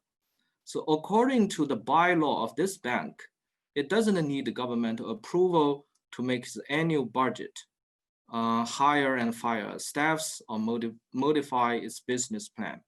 And this bank received global good governance awards for financial performance and good governance. And another bank is Bank Panaguan Malaysia Berhad. So this is a development bank financing in infrastructure investment. And according to its bylaw, the bank does need government approval to make its annual budget, make the decisions of hirings and firings, and modify its business plan. And according to some reports by the policy pundits, this bank reports dubious loans, including giving loans to politically connected parties, revealed glaring weakness in its governance and lending practice. It turns out that these two banks were established in 1969 and 1973 under two different presidents. So here, the horizontal axis is the control of the corruption index from World Government Index. And the vertical axis is an index of the independence of Board of National Development Banks we constructed. I'm going to explain it in a minute. As you can see here, there is a positive correlation between the quality of political governance and the autonomy of development banks. However, there's a lot of variations across development agencies, even for the agency for the development banks within the same country. So I think this puzzle really motivates us to look deeper into the underlying institutional conditions for development banks. Because if we really think about development banks as an agency for development, then its function and its scope and governance structure has to be crucially dependent on the vision of the political leadership. That relates to the argument of embeddedness by Peter Evans. And there is increasing literature on political leadership. Glaser has and Schleifer has a famous paper talking about economic takeoffs in developing banks being initiated by some pro-growth policies by the leaders in non-democratic regimes. So that literature also includes some of our recent works in which we look at the biographic backgrounds of national leaders and find that work experience and educational experience of the leaders matters for their choices of economic policies and economic performance. So our argument actually is a very simple one. So we are proposing that the governance structure of development banks depends on not just institutional constraint per se, nor political leadership per se, but on the interaction between the two. Without strong leadership, institutional checks and balance may give rise to excessive veto points in policy making and undermine the autonomy of development banks. So without proper institutional checks and balance, and it is likely that development agencies will suffer from the moral hazard of political leadership, of strong political leadership, and its autonomy may be compromised. So in a 2x2 conceptual diagram, so we are able to allocate the combination of institutional conditions underlying the development banks into 4 scenarios. And we are proposing that only in one scenario where you have a strong combination of a strong political leadership and strong checks and balance, then you end up with a development banks with higher autonomy. So this is our hypothesis. The first hypothesis really argues that the development banks exhibit the strongest autonomy with the presence of both strong leadership and institutional checks. And the second hypothesis says that a higher degree of autonomy of Ndbs is associated with the better long-term financial performance. For the empirical analysis, we mainly use a data set on the national development, the questionnaire of governing institutions for national development banks.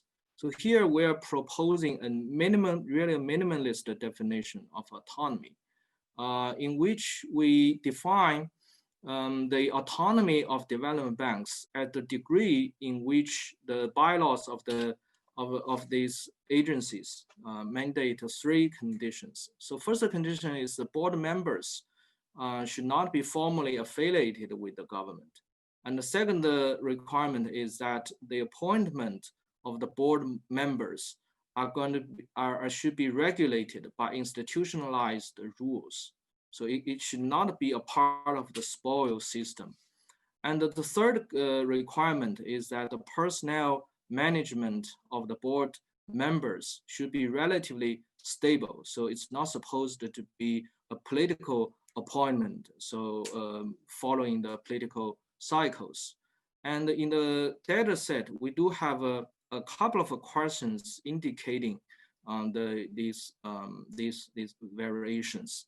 So what we do is that we use the principal component analysis, basically to look at these three set of questions and use orthogonal transformations and collapse these three set of indicators into one dimension, such that this simple one-dimensional indicator is able to explain a sufficient degree of the variation in the three dimensions.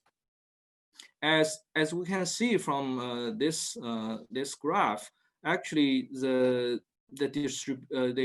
governance, the autonomy of development banks actually exhibits a pretty wide dispersion, right, in terms of their autonomy.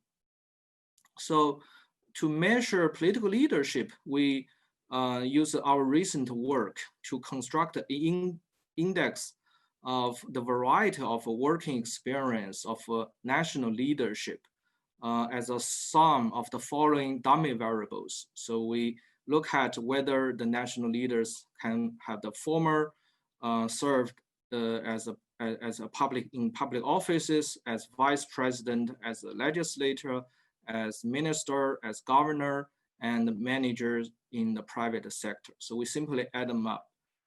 And institutional checks index is from Hayes, looking at over 200 countries for long panel. So this index contains the three components: extent to which there are effective legislative veto points, extent to which veto points are controlled by different political parties, and the extent to which the majority controlling each veto point is cohesive. So this is a time-varying measure, and we essentially take the time average of these indexes.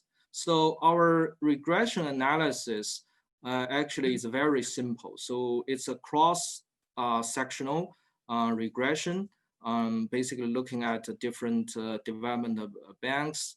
And the key, so here we have the measure of a constitutional checks and balance, and we have a measure of variety of experience as a proxy of leadership. And the key parameter of interest is the interaction term between checks and balance and variety of experience. And of course, we have a bunch of underlying economic controls and the indicators of the scale of the development banks. So actually, the empirical result, 5 minutes? Okay, yeah. Thank you.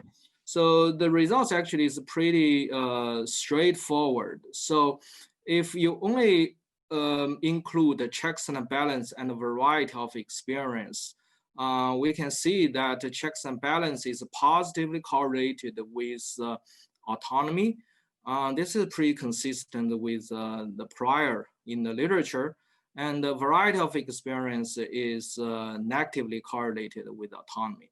But this finding is disguised by the fact that actually the strength of the leadership plays enormously different role under strong checks and balance and weak checks and balance. So here, when we include the interaction term, it is highly significantly positive, which means that strong leadership promotes the autonomy of development banks under strong checks and balance and undermines it on the weak checks and balance. So here we simulate the distribution of the probability, the distribution of a predicted autonomy under different degree of leadership.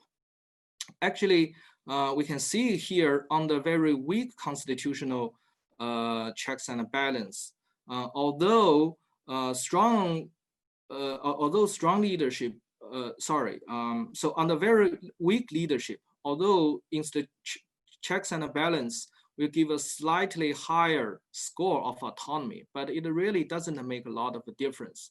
However, under strong leadership, then the constitutional checks will play a positive role. It's very, very important for maintaining the autonomy of the development banks.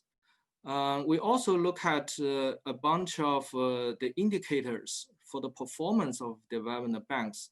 So here, the crucial measure is a dummy variable indicate whether the ratio of non-performing loans is located between 1% and 15%. Because if the non-performing loan ratio is too high, that must be an indicator of a bad governance. However, if it's very, very small, close to zero, then probably means that the development bank is too risk averse. You're not doing the job to finance the long-term project, right? That might suffer a loss.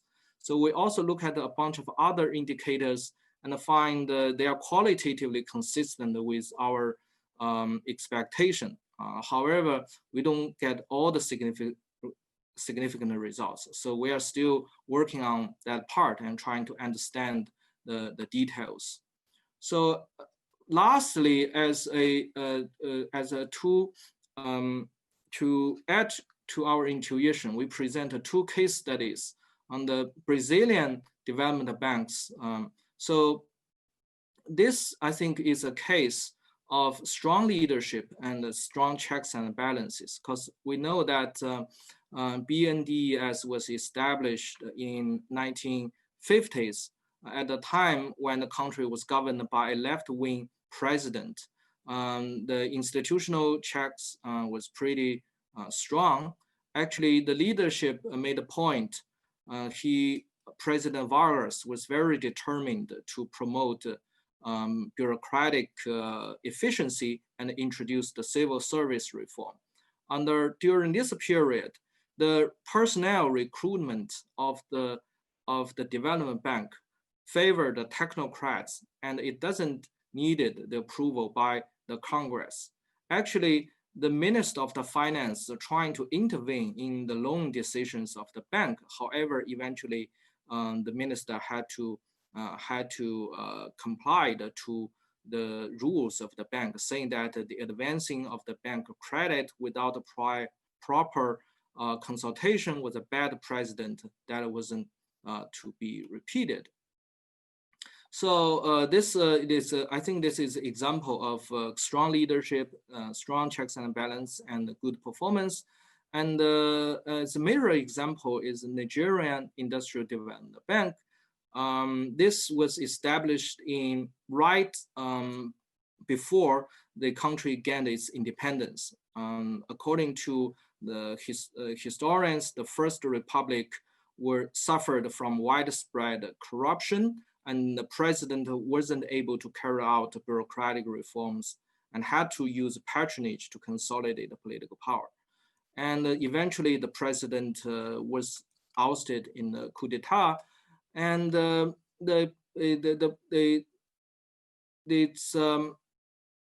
bank had to stick to its mandate of financing the national plans of Nigeria. So that creates a lot of problems.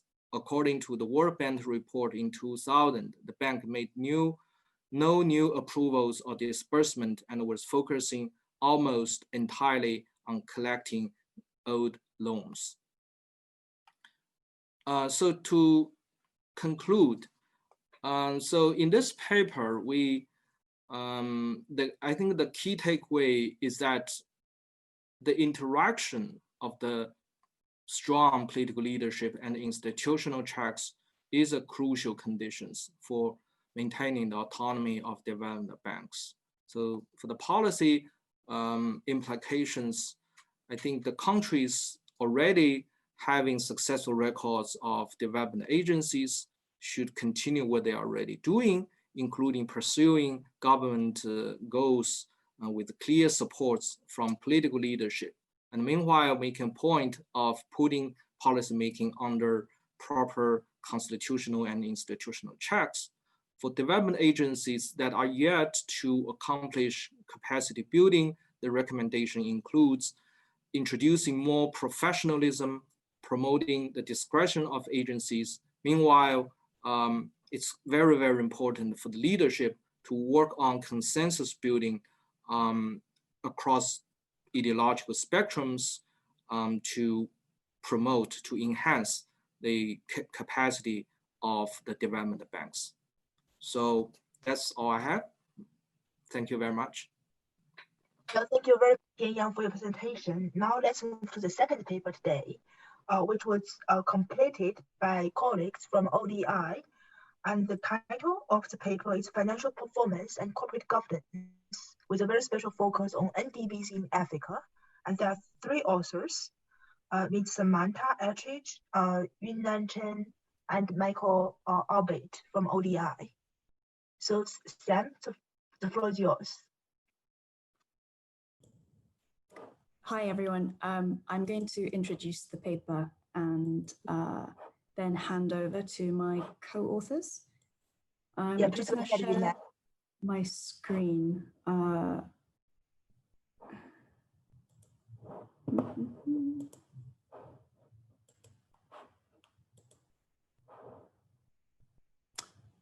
Can you all see the presentation? Yes, we can. Okay, great. So hi everyone, I have the pleasure of introducing this paper on financial performance and corporate governance, focusing on national development banks in Africa.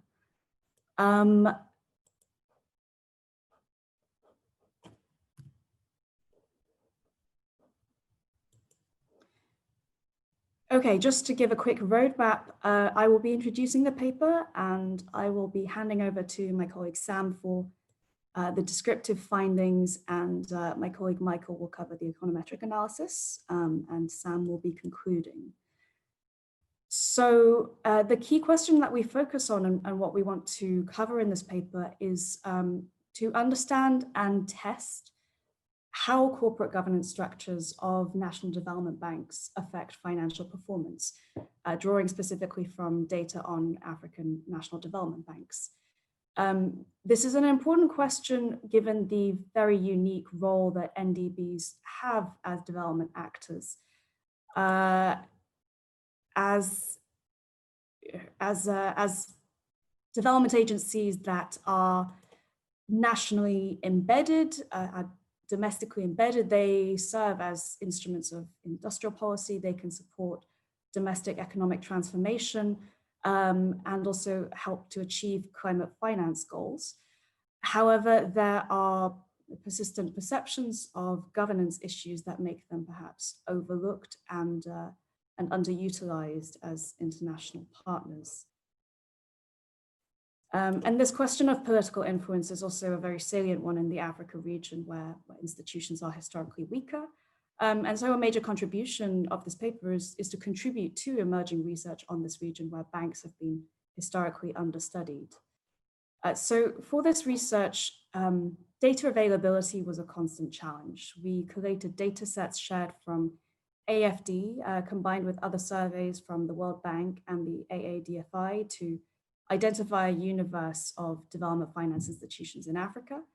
And from this, we narrowed down to a sample of 33 banks where we found a good backlog of published data via annual reports, financial statements, and online information. And from this, we collected data over a 5-year period, measuring metrics of corporate governance derived from the literature, and also calculated metrics of financial performance based on international financial accounting standards. And with this in mind, our sample does have a major selection bias with which we need to weigh with our conclusions. And it should be noted that the majority of banks in the population that we identified out there don't perhaps have the same capacity or transparency and may not be represented in our sample of 33 banks. So from what we do know about Ndbs in Africa, first, banks are ubiquitous. They've been found in every African country save 2. Many of them are very young. They've been set up in the last 2 decades, and 23 banks we found were established after 2010.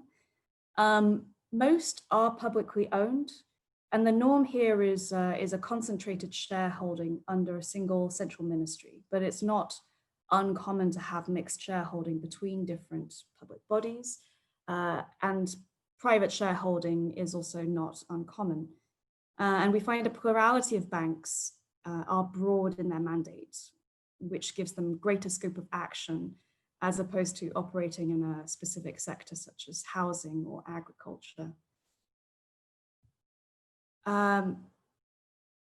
In terms of their corporate governance structures, we find that the majority of banks actually have fairly traditional structures of governance. There's a board of directors, the chief executive is usually separated from the chairman, and we find a majority of banks in our sample have some degree of government representation sat on the board, although this proportion varies quite a bit, in some cases up to 100%.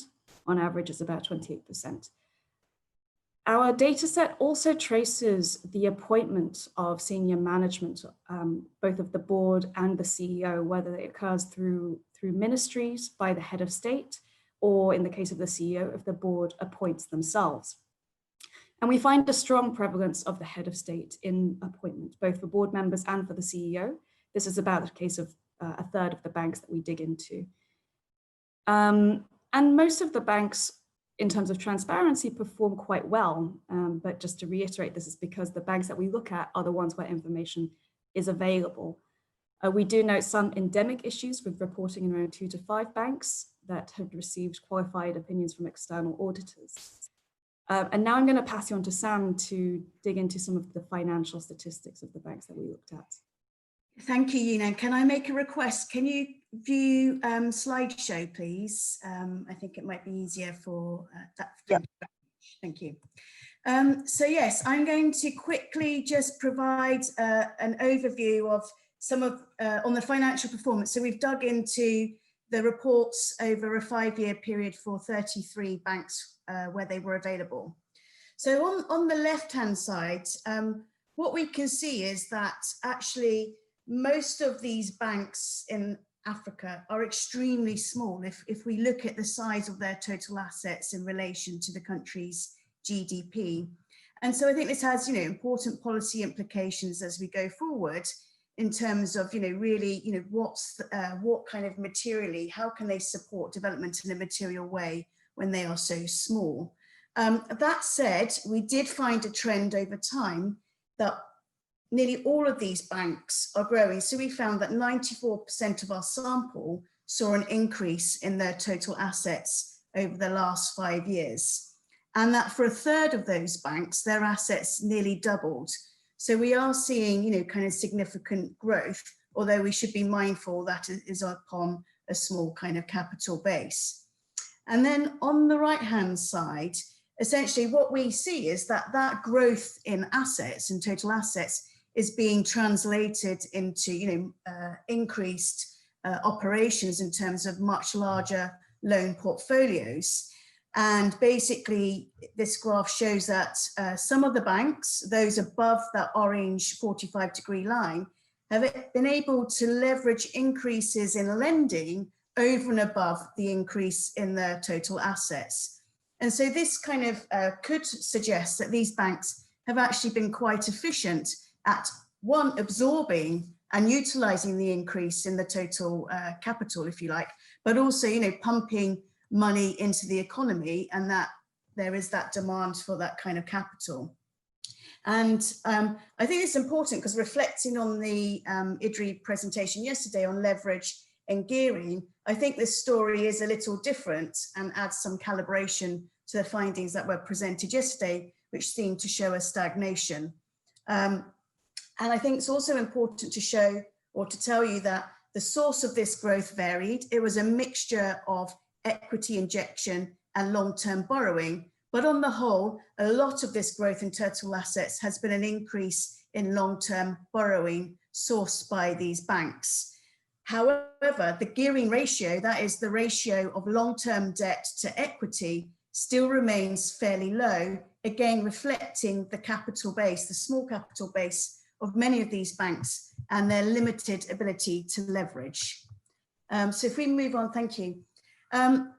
So we think that national development banks need to be financially sound and sustainable. In our view, this is critical as it affects the willingness, in our opinion, of actors to engage and partner with these banks, and hence the ability to mobilize much needed investment. Although obviously you would not expect returns and level of the commercial kind of banks, but we would argue that these banks need to be at least be breaking even. That's our view. So if we look at profitability, and we find that actually many African development banks in our sample are actually profitable, and we look at this by looking at the return on assets, and we find that 2/3 of our sample are profitable. And I think it's interesting to note that this actually compares quite favorably to the average, for example, of the European DFI group, which for 2019 was -1.32%, 0.6% in 2018, and 2.2% in 2017. So development banks generally bump around break even to kind of 2%. Anything more than that, then they're probably not doing their job. However, on the right-hand side, what we do see is an issue with asset quality, and we've looked at this through looking at non-performing loans. The percentage of non-performing loans is a percentage of their total gross loan portfolio. And we find that for a third of those banks that actually had a negative return on assets, i.e. they're not profitable, they had very high non-performing loans at over 10%.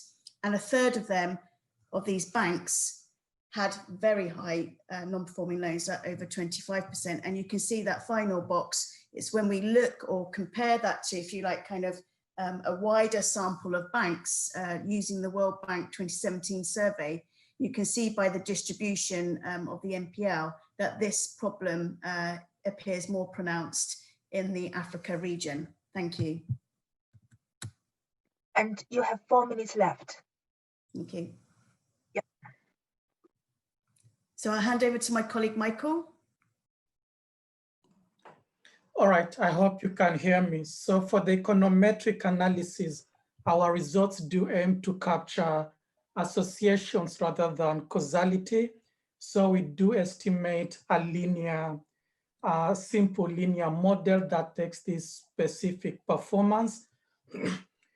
Our main dependent variable are metrics of financial performance, while our key main independent variables capture different channels of which political influence does affect how banks do perform. We also do control for bank characteristics, such as the gender of the CEO, the sector where the bank is registered, and whether international standards are followed in the auditing procedure. And we also have like a bunch of macroeconomic and regulatory controls. In the next slide, as metrics of financial performance, we do focus on 3 variables: return on assets, non-performing loans, and gearing ratio. In terms of the political factors, we focus on matrices of supervision and regulation, board composition, as well as the appointment process.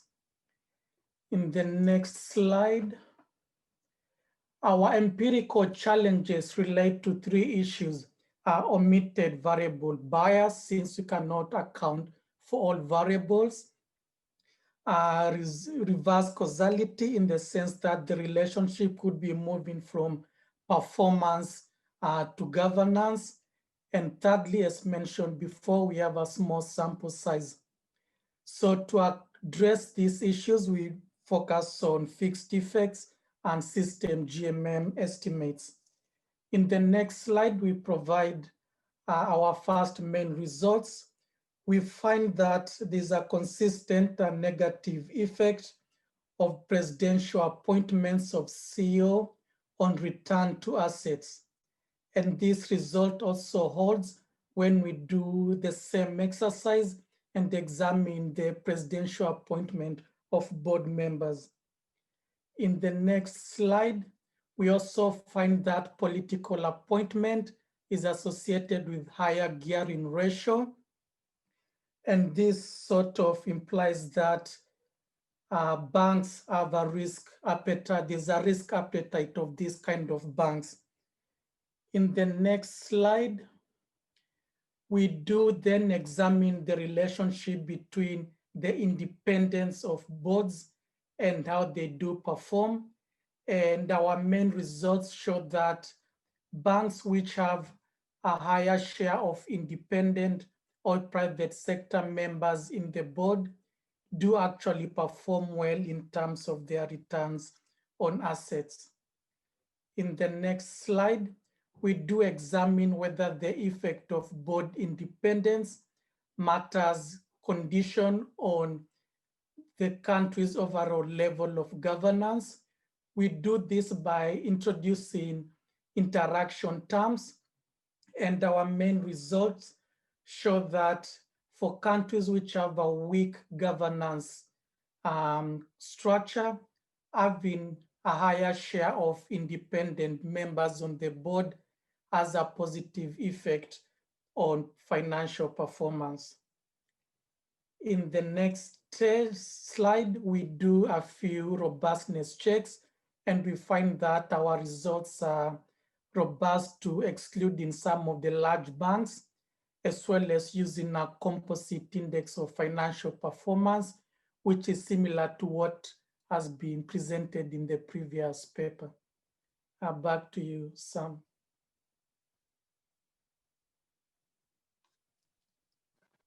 Sam, you have 1 minute to wrap up. Sam?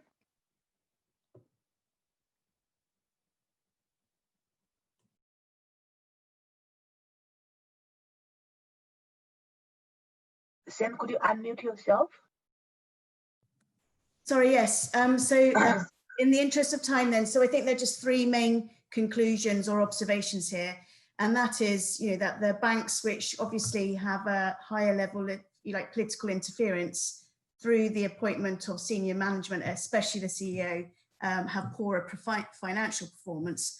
But also we found, as Michael said, that a higher proportion of independent board members strengthens financial performance.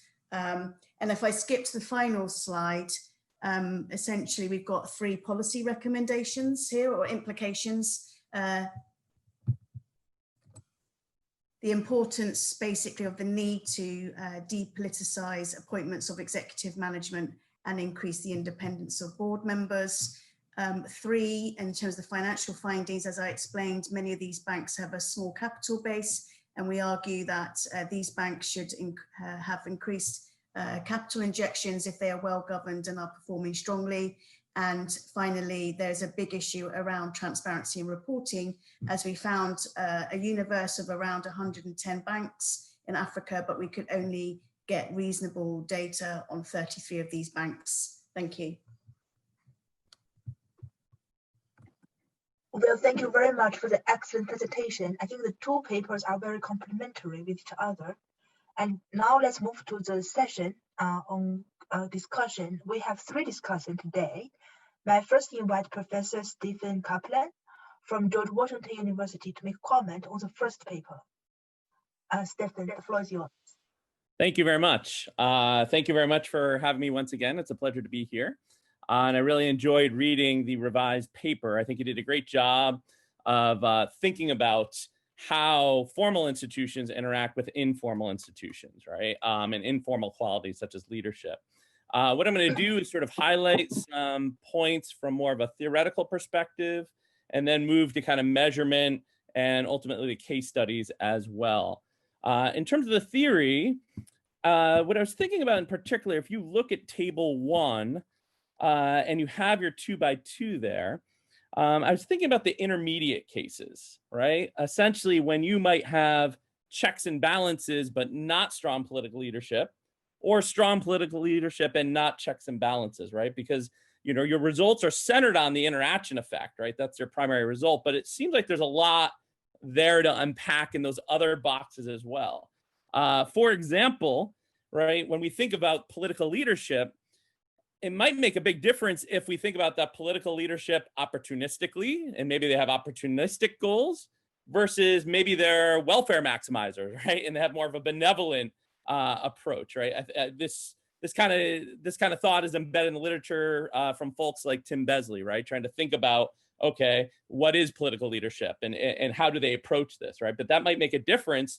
So when you just get political leadership without checks and balances, if you get welfare maximizers rather than people who are opportunistic, might that be sufficient, right? And similarly, you do have that finding before you add political leadership, right? That checks and balances are having an effect. So I was also wondering in that intermediate case where you don't have strong political leadership, but you have checks and balances, sort of where's the threshold, right? Under what circumstances might you actually sort of get good governance? Is it possible, right? So I think in terms of the theory, really trying to think about and push those intermediate cases more will help us even inform the way we think about the main results in that interaction effect. Then kind of moving to measurement, I had some questions that are then, I think, interrelated with the theory to some extent too. One is sort of the measure, right? And this is the second. Now we're moving to the second hypothesis, which says, okay, once you have an independent central bank, how do they perform, right? And so with that one, you have a measurement of non-performing loans, right? Which is appropriateness, which seems to be a good measure. But then I have some questions about that measure and then whether maybe some additional measures might be good as well. So you mentioned sort of this band, right? Between 1 and 15%. I was wondering how that compares to commercial banks, right? Or how do you get that particular threshold? It makes sense that essentially a development bank wouldn't want it to be too high or too low, as you put it. But at the same time, how does it compare to the private sector, right? Presumably, you might have a little higher NPL ratio because you're involved in projects that are a bit riskier. But sort of, again, where's the threshold, right? And how do you justify the range that you have? And how does that compare to commercial banks, right? And I think that then underscores an important theoretical point in terms of, are we only talking about bankability, right? NPLs on some level gets the bankability question, but there's also the development impact question, right? So there's also the question of, should you have other measures that maybe are oriented towards some other element of project evaluation that looks at the development implications of policy as well, right? Because that might be interesting to then be able to compare and contrast those two. Then sort of I have some points about the experience variable before moving on to a point about control variable and then the case studies. In terms of experience, I made this point already about sort of what normative qualities are we talking about with leadership, right? Is it just experience just measured by your past professional experiences, or does sort of normative qualities in terms of, are you a welfare maximizer, are you more opportunistic, the Tim Besley kind of qualifications, you could also raise the question of even things like partisanship or, mainstream versus heterodox economic thinking. Do these things make a difference at all when you're thinking about experience as well? Also, I think some other things I thought about when you were highlighting experience, I didn't know if you included international financial institutions like IFIs. That would also seem to be relevant experience that might overlap quite frequently with development banks. Also, when you're talking about business or private sector, it seems that maybe there might be differences based upon the background people are coming from, even within business, right? If you're coming from more of a commercial background versus finance, does that make a difference in terms of the way that folks might approach sort of the governance structure as well? And then sort of moving on to the control variables, I was then thinking of other potential control variables, and I was wondering, for example, does the size of the financial sector matter, right? And does financial depth matter, right? In terms of the way that development banks are sort of seek to affect the broader economy. So some kind of measure of credit, or maybe the domestic financial depth, like M2 to GDP or something like that, as a way to kind of get at the actual sort of financial sector itself that the development bank is operating in, or also trying to intermediate alongside. Then in terms of the case studies, I really like the use of case studies as well. I think it's really nice to kind of use a multi-method approach, blend empirics with some case studies to really roll up our sleeves and understand what's happening here. I was sort of thinking about the case studies and the way they were written. It was written based upon the formulation stage, right? Like when the bank sort of gets its independence initially, right? And so we have that comparative history, Nigeria versus Brazil. I was wondering from the statistical results whether in some ways, even when thinking about cases, should we think about it more continuously, right? Because sometimes when I was thinking about the measures you have, I was thinking about things in terms of, okay, independence today, right? Not necessarily at the foundation, but independence today, right? Or how does it change over time? It seems looking at the Nigerian case and the Brazil case and looking at your PowerPoints, to some extent you have a path-dependent argument, but if you could flesh it out, right? Is it about formation and path dependence, or is it more continuous, and does it matter what's happening over time, right? Because we've certainly seen, in terms of central bank independence, that can ebb and flow over time in places like Venezuela, obviously, and elsewhere. So that might be interesting to think about as well. And then I think a few other things to think about in terms of the case studies, and then more broadly, sort of the theory and the causal mechanisms here, is you have sort of the experience variable for the presidency, but it's also mattering. I also was wondering about the interaction between whomever the central bank, development bank president might be, and sort of the central government, right? And does the experience of that central, the experience of the development bank official matter in this as well, right? How technocratic, where's the past experience? What's the relationship like? Same party, different parties, that all might matter as well in terms of actually implementing policy and whether you have independence or not, right? That relationship between those two figures could be quite important as well. Also, it seems in the case studies, there's this kind of latent quality that comes out that obviously you're trying to get to with institutional checks and balances, that I think, you're pushing quite a ways with that. I like what you're doing with that. But at the same time, there seems to be this question of, okay, what makes this variation or difference between the Nigeria and Brazil? And there seems to be something more than just checks and balances and political leadership when you're talking through those cases, right? There seems to be some difference in overall level of professionalization. So I was wondering too, I don't know if this might even be a technocratic story that even is about sort of how technocratic the institution itself is, which would then tie into how technocratic the leadership of that institution is. And the question of, is it good to kind of look at the leadership and professional experiences of the leader of the development banks, as well as your chief executive, and then the interaction between the two. I think that sort of looking at some of those latent factors might really help push and understand some of the broader findings that you have in terms of empirics. All in all, I really like where you're going with the paper.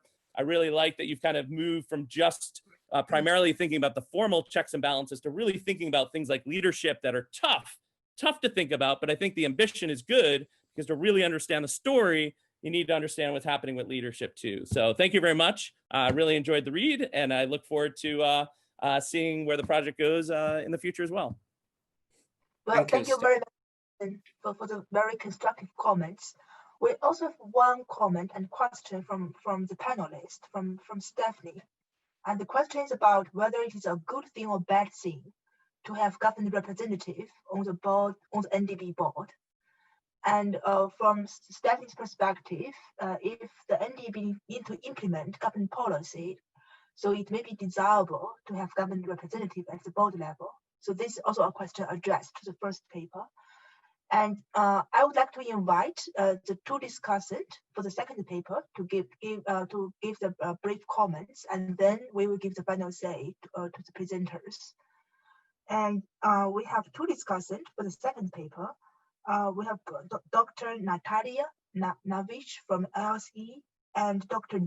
John Asafu Doya from African Center for Economic Transformation Asset. Natalie, could you go first? You have about 6 minutes to make your comments. Yes. Okay.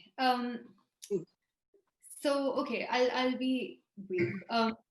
So first of all, I mean, I already said this last time, but I think it's a really fascinating topic. It's the issue of profitability in not-for-profit organizations is something that should be studied. So just the main findings, I'll repeat. So the main findings are that political influence through appointment practices has a negative effect on financial performance. And the policy recommendations, therefore, are that increasing the institutional distance between ownership and management by depoliticizing the appointments and strengthening the independence of the board can potentially improve the financial performance of banks. So I mean, I think you make the really important point that Ndbs need to be sustainable, at minimum breaking even. You know, even if in the ideal scenario, as we heard in the previous panel, it might be beneficial to be making a loss actually in some cases. But at least for more practical reasons, it might be better to be profitable. So for instance, for political viability or to maintain good ratings in order to continue being able to raise finance. Although I should add that even if an Ndb is not financially sound, ratings can also be improved through other measures, like for instance, through government guarantees and provision of subsidized funding by the government, because the rating agencies do take that into account. I already said it last time, but I think the empirical data you collect is a huge contribution in itself. So now I'll just say a few, you know, a bit of constructive criticism for the paper. And they relate mainly to the conceptual part, but I'll say a few small things about the empirical part. So firstly, I'm still not sure what you mean by politicization. Do you mean policy lending? So for instance, you know, lending in accordance with public policy objectives, for instance, to more innovative sectors, like that is also politicization, and it's desirable. Or do you mean funding non-viable sectors for political gain during an election? I know that you mean the latter, but how do you distinguish between these two things? Because they're both consistent with, you know, with your paper, but they're very, very different things, and they have very different policy implications as well. Relatedly, you talk only about the benefits of Ndb independence, but what about the costs?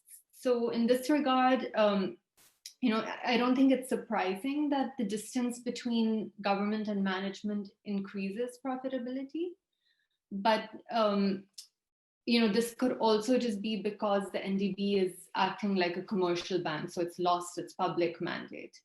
And the key question is whether this then improves its developmental impact or not. And if not, then then why is it a publicly owned bank? Why not just privatize it and let it function as a commercial bank?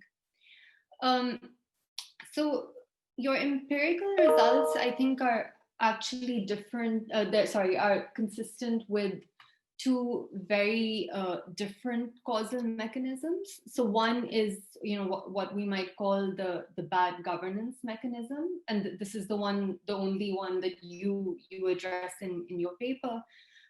So here you say that political appointments lead to corruption or inefficient loan allocation to bad projects or non-viable sectors for electoral motives. And this then leads to high NPLs or low profitability. But there's also a second mechanism, which we might call the developmental mechanism. So in this, political appointments lead to developmental mandates, which leads to loans to more high impact projects, but that usually have lower short-term, at least, profitability. Or, for instance, if the bank plays a very strong counter-cyclical role in a crisis, of course, they will be making losses. So I guess it's it's a question for the paper. How would you distinguish between these two causal mechanisms? And I think that the paper should address this issue. Then a few smaller comments on the empirics. So the independent variable, so actually the first three independent variables, I didn't quite understand why a ministry, so appointment by the ministry, if the CEO is appointed by the ministry, why isn't that considered a political appointment? Why is it only the president? And then the fourth independent variable captures the degree of representation of independent directors, but I didn't really understand what is an independent board member. And then the way that you've constructed this variable, it could also just represent capture by private financial interests. So maybe just a bit more clarification on the construction of this variable. And then finally, just a small point that maybe you could explain further. But so during the presentation, you said that your results are not causal, but yet you make causal arguments in the paper. So if you could just elaborate a little bit on why you said your results are not causal. But I mean, overall, I think it's a really great paper. It's on a super important topic. I just think these are issues that could be kind of further at least discussed in the paper and acknowledged, even if not necessarily addressed. Thank you. Thank you, Natalie. Now, John, could you make a thank comment? you for the opportunity to review this paper. I enjoyed reading the paper. I noticed that the paper is a little different from what was presented earlier, in the sense that this version is just looking at the effect of governance of Ndbs and how that affects financial performance. But I suppose the reason was that the original paper sought out to look at the impact of governance the effect of governance on the impact, the mandate of Ndbs. And I suppose this is due to data challenges of getting objective measures of impact. So I don't take this against the authors, and I appreciate that there's a data constraint. So the two key conclusions for me are one, that financial performance is significantly affected by corporate governance, especially arrangements which increases financial distance between political actors and bank management. And they also find that in countries with a weak enabling environment, corporate governance arrangements that provide greater independence from the government are more important to financial performance compared to banks in countries with strong enabling environments. I think these are important findings. And I think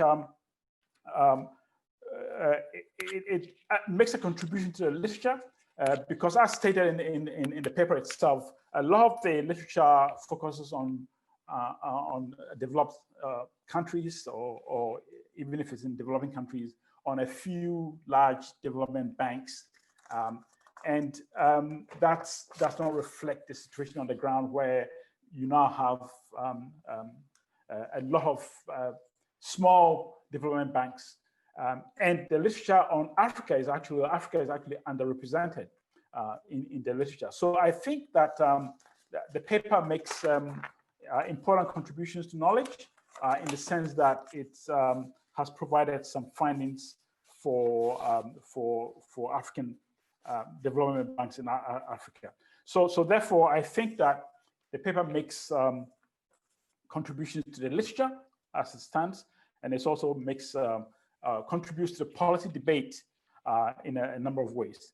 So, for example, there's anecdotal evidence and maybe some qualitative studies that many Ndbs in Africa have failed in their mission due to political interference. So this is very well known. A good example is my own country of Ghana, where we've had a national investment bank which has struggled over the years.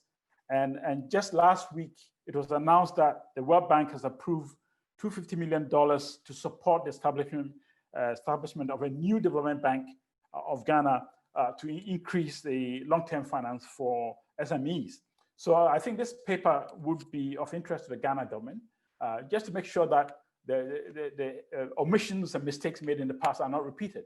So I think that the paper has a strong, makes a strong policy recommendation by doing quantitative analysis to buttress this point. I'm not saying that qualitative analysis is not good enough.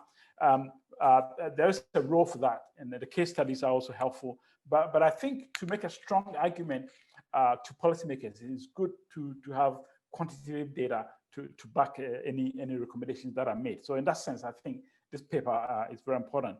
The literature in the Ndbs, as I've said, have focused mostly on a few development banks. And I think this paper, I haven't actually exhausted the literature, but it will be one of the few papers on Ndbs in Africa that has used a relatively large sample. There are issues with that, but I'll come to that later, to really make its point. So in that sense, I think that the study should be recommended. I just have a few comments, mostly on the estimation approach. So it's more on the estimation side rather than on the choice of variables and the way it's done. So the paper used the panel estimation method, and the claim is made that that is one of the few empirical contributions using this approach, and I do agree with that. But the problem to me is that even though using panel estimation will be novel in this case, there are a few technical issues that need to be addressed. So for the first one is that the data was not tested for panel unit root tests, or stationary tests and co-integration, which leaves room for spurious regression. And I think this could be easily addressed because there are tests for panel unit roots and co-integration tests. There was also no test for cross-sectional dependence. So I think that's something that can also be addressed. The last discussants talked about the issue of causality. And in fact, I agree with her that even though the linear approach that's used in the estimation is actually looking at associations rather than causality, the conclusions and recommendations imply causality. So I think that the paper should actually go the extra distance to apply test of causality, because that will help strengthen the paper. And if you address the issues of unit roots, that will also address the issue of whether there are any spurious correlations in the regression. The other issue which the presenters mentioned at the beginning was the fact that there could be selection bias in the sense that the study is only using data for 33 banks out of maybe 100 plus.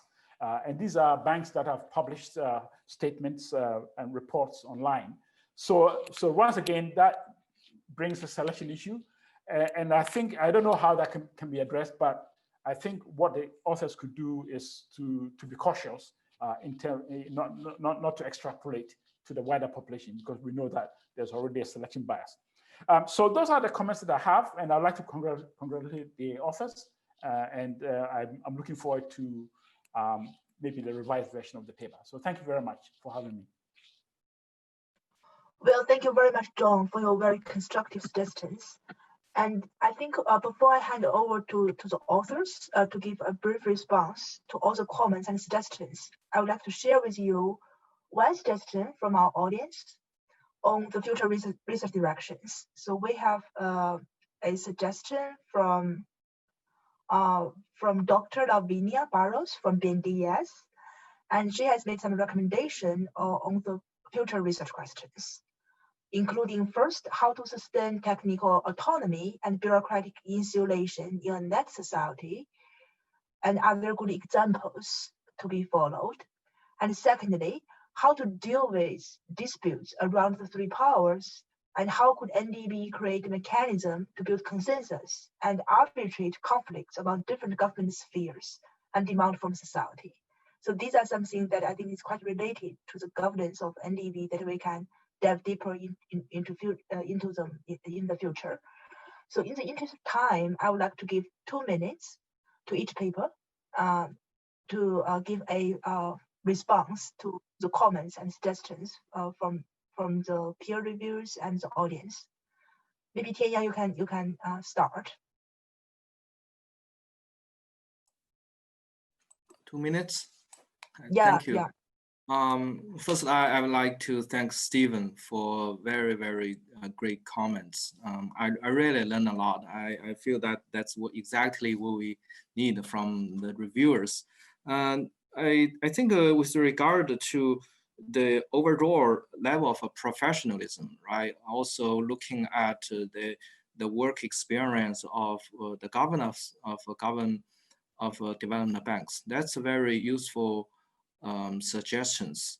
Although we have to decide what is our primarily research question. So we are primarily initially concerned with the interaction between political leadership and institutions. But I do agree with you that that is a very important omitted variable. So we are definitely looking into that. We do control for the financial deepening as a robust check. It seems that our results are robust to that control variable, and also including the whether more experience indicators for political leadership, looking at intermediate cases. I think that's a very useful suggestions. We definitely think about that. Just a very briefly responded to Stephanie's comments. We didn't try to make a normative argument about whether this autonomy is a good or bad. I think our empirical observation is that there seems to be a higher probability that when you have a development banks where board members are not affiliated with the government, and it's more likely to register a sound financial indicators, striking a balance between financial viability and the mandate of financing development projects. I think you mentioned that European Investment Bank. I think that's correct, but maybe development banks from rich countries can deal with this problem with other institutional arrangement, like a high level of professionalism. Also, I think the European has a the framework of a federation, so maybe it's difficult when you have just representatives from one country to dominate in the decision making of these development agencies to allocate just loans to a specific country. I think that's very difficult probably in Europe.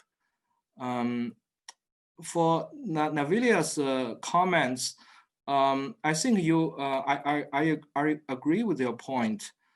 I think, but the measures of checks and balance by the HANS measure does include all institutional branches. So it's not just the executive, but also legislature, Supreme Court, political parties. So that could be regarded as a reflection of overall social groups, social cleavages. But we definitely can think more measures about the social network. For example, maybe we can thinking about controlling for ethnic linguistic fractionism. Thank you very much for these suggestions. We'll think about them carefully and take them into account in our revision. Well, thank you, Tianyang. And now I hand over to Sam, Yunnan, and Michael. So you have 2 minutes to give a response. I'll be very quick. So a lot of thanks to the peer reviewers, and actually we very much look forward to the written comments to come through. Very much value those comments. And you know, a lot of the comments are quite, you know, it's a challenging area which we need to give some thought to and clarify further in the paper. So for Natalia's comments around how we might distinguish between kind of, if you like, kind of good politicalization versus kind of like the bad. Obviously our intention is on the latter, and we need to give some, I think, I'm not sure how we can do that kind of with the metrics that we've got currently, but certainly kind of expand discussion of that in the paper. But I mean, you know, the idea we were thinking was, you know, these banks, and I think this talks a bit to Stephanie's kind of question, these banks need to be embedded, you know, because they are kind of, I would say, agents of government and have a role to implement kind of government policy. But the key issue is how to strike, you know, how to strike that balance and not kind of like have the negative capture side of things. So we need to distinguish that and give that some further thought. The same on the empirical side of things around how to distinguish between kind of the bad mechanism versus the good mechanism. And as I say, this is a challenge for us, as John mentioned, you know, we've narrowed the focus to focus purely on financial performance because of the difficulty of conceptually trying to capture something more broader in terms of the wider development impact of things. So we take on board those thoughts and we'll give some more kind of reflection on that. And I'm going to, the other thing I'd just say is, you know, I think for further study, I was just interested, you know, it might be useful to look at this across regions as well to see if there's any noticeable differences in patterns. But thank you very much. We look forward to revising the paper and glad that also it's very useful for policy discussions in Africa. I don't have too much further to add, but thank you for the excellent feedback. And to reiterate, I think the limitations of the study is that we can't really dive too much into the causal mechanisms, and this is something that further qualitative research is probably better placed to do. But we can give further thought to some of the salient causal factors that might be at play here in defining what politicization might mean. Well, thank you very much for the excellent presentation and very constructive comments and also your participation. I think the governance of Ndb is indeed a very challenging but rewarding research topic, especially as more and more developing countries, as John has mentioned, like such as Ghana, are planning to establish Ndbs. So how we can make sure that they can have a well-governed governance structure to unleash their potential this round. So I think our research, I hope we can shed light on this institutional design of these Ndbs in practice. So here come to the end of our panel today. May I invite all the panelists to turn on your video so the organizational team can take a group photo of us.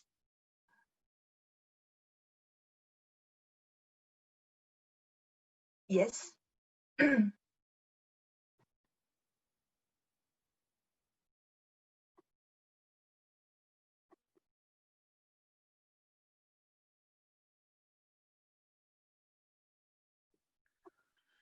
So how about on count of 3? Okay, great. Oh, okay. 1, 2, and 3. Wonderful. Well, thank you very much. So thank you very much for your participation. I will see you tomorrow. We have it's the last day of our research workshop. Thank you so much. See you tomorrow. Thank you very much, Jiajun. See you tomorrow. Okay, bye bye to all. Thank you. Bye.